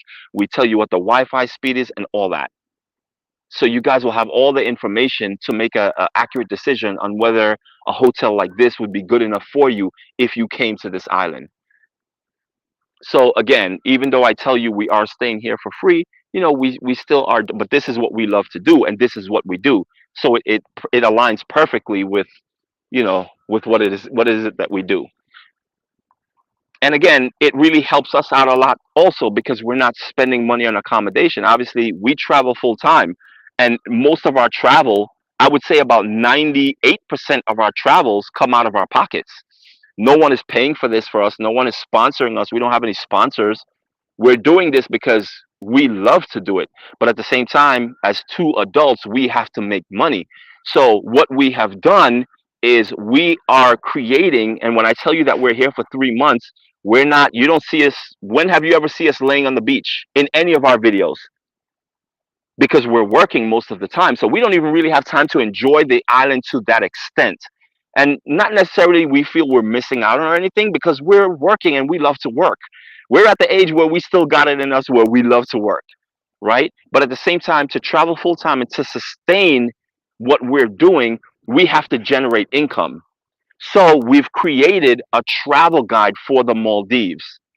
Basically, all the islands we go to, And again, it's an extensive amount of work. When we were here for 2 months, 2 months ago, we went to 7 different islands, and 5 out of the 7 islands we created a travel guide. So the way we create this travel guide, the travel guide, when you hear people say travel guide, a lot of times it's a PDF, right? They're like, oh, download my travel guide, the link is in my description. And when you go to the link, it's a PDF, and you download it. It might cost you $8, it might cost you $12, it might cost you 15, $20, it depends, $35. There are different prices, but 9 out of 10 times it is a PDF. So once you purchase it, it goes to your mailbox and you download it and it goes to your phone. The way we decided to do our travel guide is different, because our travel guide, the way we create it, is different than how other people create it. We decided to put our travel guide on our website. So basically, if you when you want to obtain the information that you bought, you have to go to livingtheglobe.net. And for some people, they will ask, well, why would you do that? Normally, people just do PDFs. Well, here's the thing. We're thinking about this for long term, right? When we were here 2 months ago, we were in Mafushi. They're always doing construction in Mafushi. When we stopped in Mafushi before we came to this island, we stopped on the ferry because they had to load and unload people. When I looked out of the window of the boat, there were two brand new hotels that are completely built, that was not completely built when we were there 2 months ago. Well, 3 months ago, because we were in Kuala Lumpur 2 months ago. So literally in 3 months, they built a brand new hotel and it was probably like 15 floors. The point I'm trying to make is that things change so fast in the Maldives. They're building so fast. This hotel that I just showed you, next to the one I'm staying in, you see it's just gray concrete skeleton. I guarantee you, I come back here in 2 months, that hotel is built. That hotel will be built. That's how fast they move here. And what happens is, we thought about it. We were like, okay, if we create this travel guide for the Maldives, and we're like, okay, Guraidhoo Island, here's a hotel that you could stay at. It's beautiful. We stayed there, and they're building one next to it. When you come here, you might say, oh, wait a minute, there's a brand new hotel right next to the one that they recommend. But for some reason, let's just say hypothetically speaking, that hotel, you might like that hotel better. And they're like, wait a minute, that wasn't in their travel guide. And I purchased this travel guide just 2 months ago.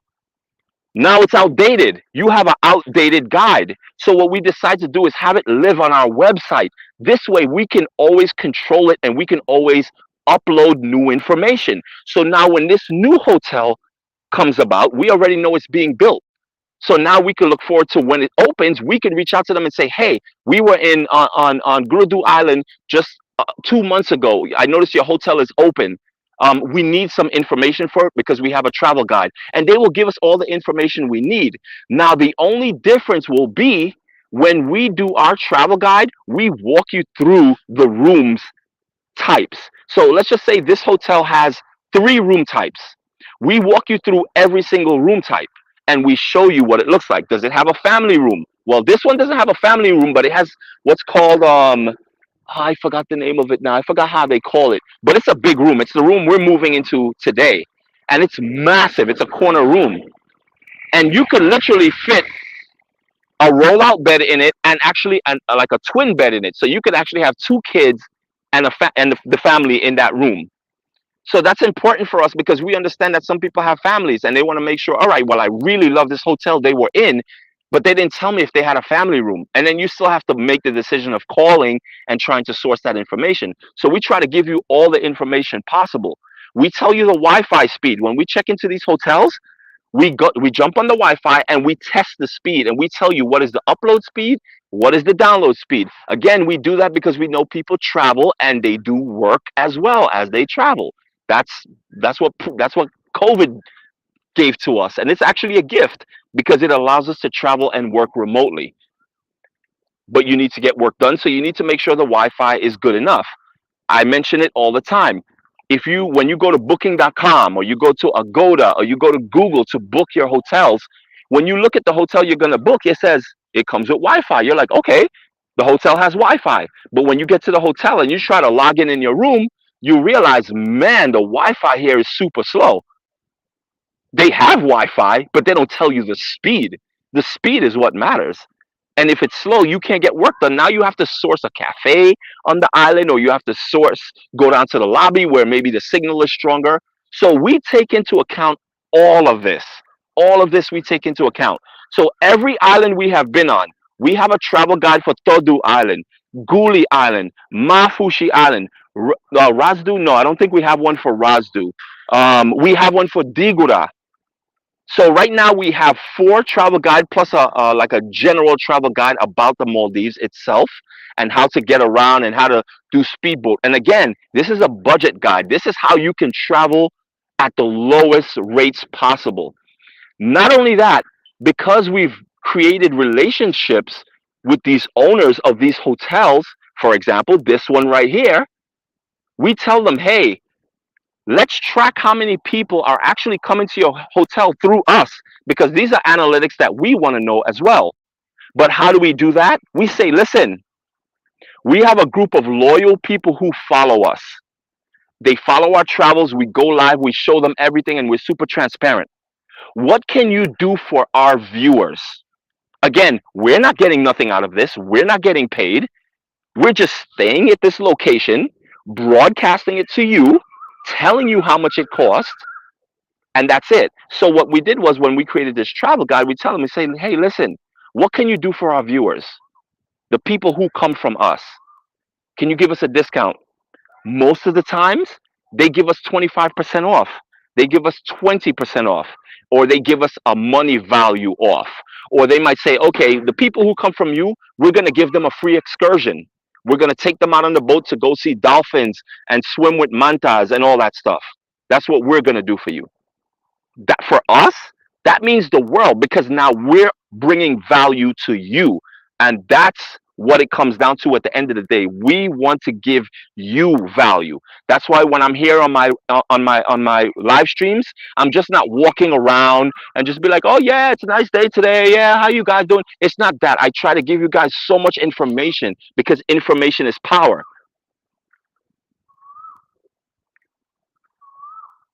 So at the end of the day, that's what we're looking for. So every hotel we've worked with, we ask them, can you give our viewers something? A percent off, anything free? Do you have anything? Can you make their room special, do something special for them? So at the end of the day, we're always looking out for you, our viewers in our community, for the best experience possible. So that you need to understand. We are always looking out for you guys. And in return, yes, we do charge for our travel guide. It's not free. It's not free because at the end of the day, our money is coming out of our pockets to travel to these islands. It's not free to travel 3 months. We're not getting 3 months, and Maldives is like, welcome to the Maldives and we'll take care of all your expenses for 3 months. Just go wild. That's not what it is. We're coming out of pocket, so we have to recoup this money. But at the same time, we're not just trying to get you to buy a product that we just threw together without thought. Everything is thought out carefully. And again, we try to give you the best value possible. So even when you purchase our travel guide, know that you're, number one, going to save money because we're giving you really key information. Number two, you're going to save money because you're going to get a discount. The hotel is offering you a discount through our travel guide. All you have to do is, when you book with them, you go through the certain steps and they will grant you the percentage off that's said in the travel guide. So you're saving money there as well. You're saving money with the travels that we're telling you to book these hotels. You're saving money on how we're telling you how to get from one island to the next. So instead of taking a speedboat and getting to that island in 15 minutes, take a local ferry, pay $1, and maybe you tacked on an additional half an hour of your travel time, if you can afford it. If you can't, then you don't. But you have the options and you have the knowledge. So you have the power, if that makes sense. Yes, and my wife is now in the comment, which means she's awake. And she said, plus, we are working for 3 months putting together and editing and writing. Yes, it's a lot of back work, guys. It's a lot of work. And I don't want you to think that I'm here complaining. It's not complaining. This is what we love to do. But at the same token, it's important for you to understand to what lengths we go to to make this special for you. And for those of you who have been following our live streams for a very long time, for those of you who have subscribed to our YouTube channel for years, and now you're now members, I can show you guys a plethora of what is it called? Of what is it called? I can't bring the word. I'm blacking out right now. Anyway, messages on Instagram, on Facebook, on our YouTube channel where people are like, thank you guys so much. I chose this destination that you recommended. I used the taxi driver you recommended, and my vacation was flawless. And I just want to let you know that I appreciate what you have done for me and my family. We get so many messages about that. And for us, that's what matters. Because God forbid we recommend something just to recommend it, just because we are quote unquote influencers or world travelers, and we're making you buy something without putting thought into it. And then later on, you're like, yo, you recommended this to us and this was horrible. It's not even what you mentioned it was going to be. That is our worst nightmare. And we don't want that to ever happen to anyone, because, again, we are coming from America. We lived in the US for many, many, many, many, many, many years. I was, since 10 years old, I was in the US. So I understand the US market. I understand the US mentality. And I know how people in the US roll. And I know what you guys expect. I know what you expect out of your vacation, your hotel, your excursions, because I know what wouldn't fly. Because I've been in situations where I'm like, yeah, if we had people from the US here, this would not fly with them. This would not be a cool situation. We understand you and we know. So we create this travel guide with all that in mind, and we try to give you the best value, best advice. We've even gone so far as getting local, like contacts of locals who own speedboats. And this is a local, this is just a dude that lives on this island, and he owns a speedboat, and he could take you from this island to that island for pennies on the dollar. And we put his WhatsApp contact in there. So we're working with locals who live on the island, who, when you come here as a tourist and you pay him, that goes a long way for him. So in turn, we're actually helping the locals as well. So as much as I'm helping you guys plan the perfect vacation, I'm helping the local communities here. And that's why the locals of the Maldives, they understand what we're doing. They appreciate what we're doing. And you will see in our live stream, sometimes Maldivians will come in here and they will say, we appreciate you guys. We appreciate what you're doing for the local community. I'm not here pitching you overwater bungalows.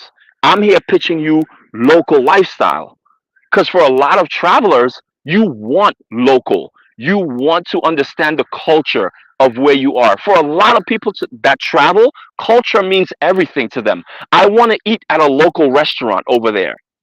I don't want to eat in a Chili's or a McDonald's restaurant. I want to eat local. I want a local, authentic experience.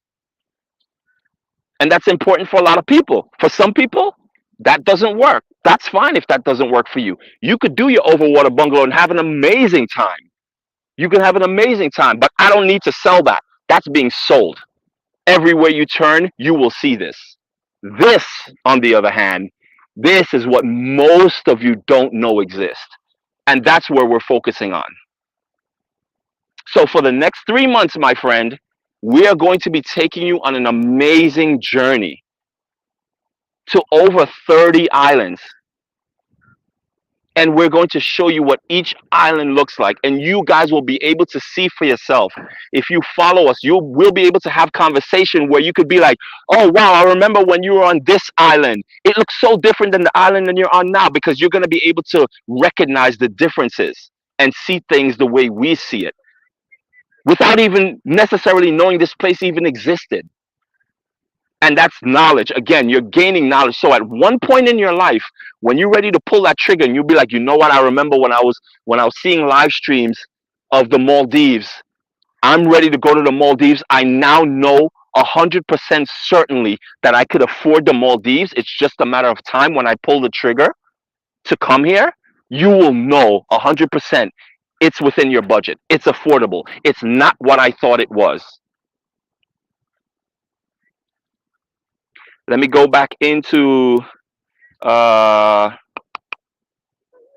into some comments. My audio was peaking. Oh, I think my audio was peaking because I got really excited. And you guys know I'm very passionate in when I talk about things like this. And I think the microphone's a little bit too close. I have it on a necklace and it's a little bit too uptight around my neck. And I was talking a little bit louder. Sorry for that if I blew anybody's ear out. What about passports, visas being needed to travel? What about the use of e-cards or Wi-Fi? Very good question as well. Let's talk about the first part of this question, passport, visa. So when you come into the Maldives, you will be given 30 days upon arrival. You can extend it, but it's a process. Basically what they want is wherever it is that you're staying. So if I say I'm staying on Guraidhoo and I'm staying in the beach hotel, they need a verification from the beach hotel that you are going to be staying here. So it's basically like the beach hotel is vouching for us, because if something was to happen to us as tourists, we go missing or something, they would say, hey, they said they were staying at the beach hotel, which means that's who we're going after, the beach hotel, because now these tourists are missing. So that's kind of the process behind it, having someone kind of vouching for you, and you can extend your passport. So, for example, I'll give you a perfect example. When we came in to Maldives a few days ago, Russians come here a lot. According to the locals, I asked this question. I said, why is it that Russians, when they come to the Maldives, they get 3 months on arrival, but me with a US passport, I get 1 month on arrival? Now, the reason I asked that question is because I was under the impression, forgive me for being entitled right now, but I was under the impression that once I hold a US passport, I can do and go anywhere I please. So I would think, but not really. So what the local explained to us, it's about relationships.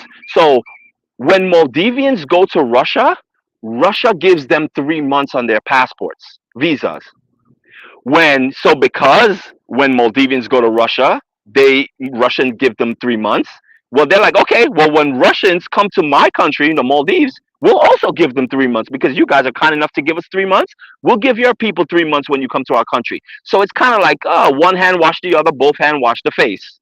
It's really as simple as that. I thought it was more complicated, but he said it's really as simple as that. So back to what I was saying, Irina, my wife, she is Russian. She has dual citizenship, meaning she has her Russian passport and she has a U.S. passport. When we came to the Maldives this time, we did it the smart way. She used her Russian passport to enter, which means she now has 3 months. I have to use my American passport because that's all I have. That means I get 1 month.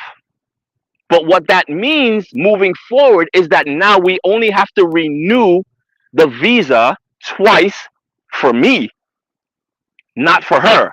So technically, if she would have came in on her U.S. passport, we both would have had to pay 2 times to stay 3 months.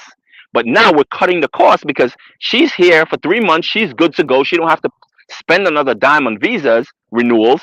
I do. I have to do it twice, if that makes sense. Now, that's the visa situation. You asked also about e-cards and Wi-Fi. Good question. So now, when we came to the Maldives the first time, or I think, yeah, the first time, there's two different companies here. Irina, if you could put the two companies in the chat on TikTok for me, because I actually forgot the name of the second company. The company we are right now that we have Wi-Fi with is called Uridu. We went to Male. If you watch our YouTube video, I just put the video out. We went to Uridu to get our SIM cards. And for us being in the Maldives for 3 months, it's different than tourists who come here for a week. If you're a tourist and you're coming to the Maldives for a week, once you land in the airport, you go to Uridu. They have one there. They have a branch there, a little office. You go, you buy the SIM card. In our videos and also in our travel guide, we explain all of this. We show you the cost of the SIM cards, everything. You buy the SIM cards in the airport. You pop the SIM in. Boom, you have internet. You're good to go. You could travel from island to island to island and pretty much get anywhere from 3 to 5G. Right now, currently, I'm on 5G. Both phones. I'm running two phones right now. One phone is broadcasting TikTok. The other phone is broadcasting YouTube and Facebook. We had to buy data for both these phones. The crazy thing, though, that we didn't know that we learned the last time we were here, when we went to a private resort, they said, "You guys stream so much. Why don't you get the TikTok package?" We're like, "TikTok package? What's that?" They were like, "Yeah, Uridu offers a TikTok package." So basically, for the phone that you guys are watching right now on TikTok, we bought a TikTok package. So it's like, I forgot what it was. I want to say it's maybe 200 gigs. Irina will put it in, and she'll probably correct me if I'm wrong. But yeah, we have a TikTok package, which means on this phone, I can use TikTok for that period of time, and I paid a very low cost for it. But at the end of the day, when we had to buy SIMs for three phones, I think it came up to over $300 in data. So again, back to what I was saying, this is money coming out of our pockets. And if you think about it, it doesn't really have to. Because do I really have to be live streaming right now every single day? No, I don't have to. That's money that we could have saved. We could have gotten our regular SIM cards on our two iPhones. Didn't have to purchase a new Samsung phone, because I had to buy a new Samsung phone, which cost us about $200 just for TikTok. That's all we're using this phone for. Just for TikTok, nothing else. We don't get messages on it. We don't answer phone calls on it. There's no contact information in it. It's just an empty phone with a TikTok app, and that's all I touch this phone and I use it for, is when I broadcast on TikTok. So again, these are all expenses that we're paying out of pocket for, that in some way, shape, or form, we have to recoup at one point or the other. And it has to be worth it for us to do that. So it's through your support on TikTok, when you guys are sending us gifts and the hearts and the love, and we're building this community. That's what really helps with everything that we're doing. But in turn, I'm not going to sit here and ask you, send me universe, send me roses, send me diamonds, send me this, send me that. And I'm not giving you no type of value. I was not raised that way. That's a part of the social media and this TikTok thing that I just don't understand. How people could sit in front of a camera, want to look cute, and they could just do the most simple, basic things, and people are showering them with gifts. You will never see that here. You will, and it's very rare you'll ever hear me. You might hear me say double tap the screen, because when you double tap the screen, it helps for this live stream to go to the For You page, which means it reaches more people. So that helps us out. So that's about the most you'll ever hear me ask for. And it's not that obviously I don't want gifts, but it's just that I'm not wired that way. I'm not wired to be asking people for stuff just because. If you find value in what it is that you're seeing and the information you're getting from me, and you decide to gift us, then that's amazing. I didn't have to ask. I feel great about it, because now I feel like, okay, this person just gifted us because they wanted to. I didn't even have to ask for it, but I know now that the reason they gift us is because they like what it is that they're seeing. They like what it is that they're hearing. And that's what we're bringing to you. E-cards. We spoke about Wi-Fi e-cards. So there's a thing called eSIM. We use it a lot. We've been using it ever since we've been traveling full time. An eSIM is basically an electronic SIM card, and it's run by a third party, so it's like through an app. It's called Airalo. We have it. If it's something you're interested in, send us a DM. We could send you a link where you could save $3 when you install the app. It is amazing. Many times when we were traveling to other countries, when we land in a country, like for example, let's say we land in Portugal. By the time we get out of immigration,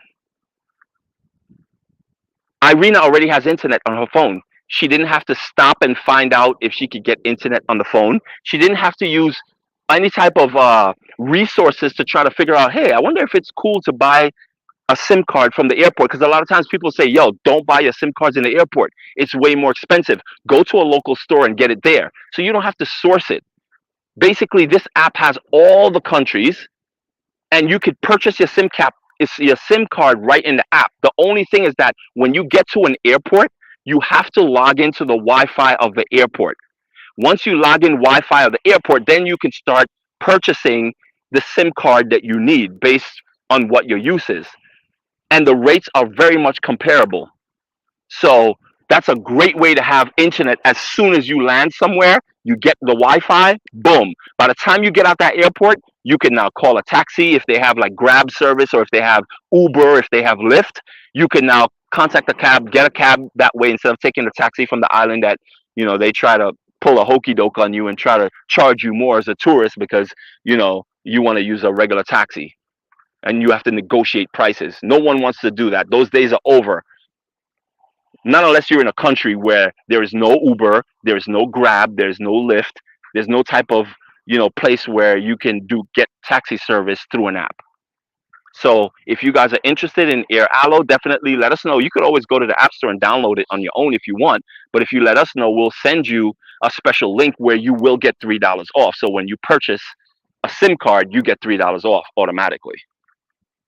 So I hope that answered that question. And yes, you do need a passport. Now I'm scrolling up, so I'm a little bit behind on the messages.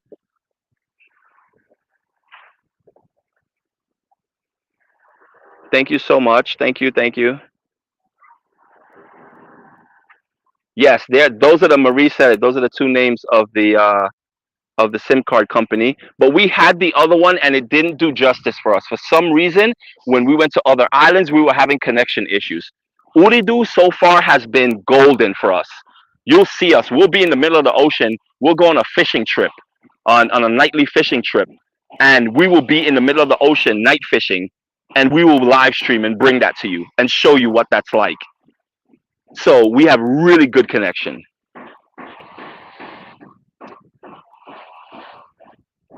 Irina said 200 gigabytes for 20 weeks. Yes, and the total was $280 per month. Whereas this, we are currently in the Maldives. This island. What do we look? Give me 1 second. Oops, I touched something here. This island is called Guraidhoo. Oh, 2 weeks. Okay, sorry.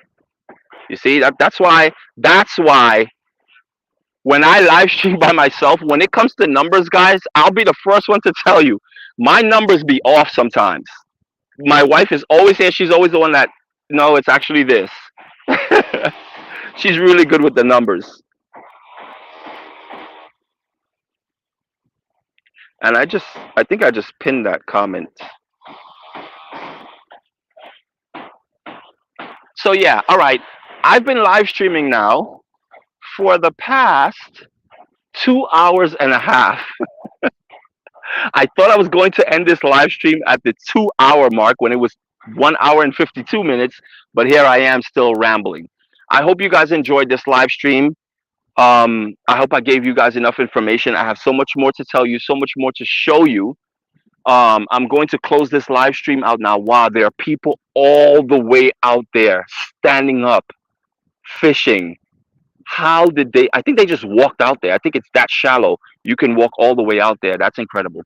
I'm going to, yes, end this live stream now. We will be live again in the evening time.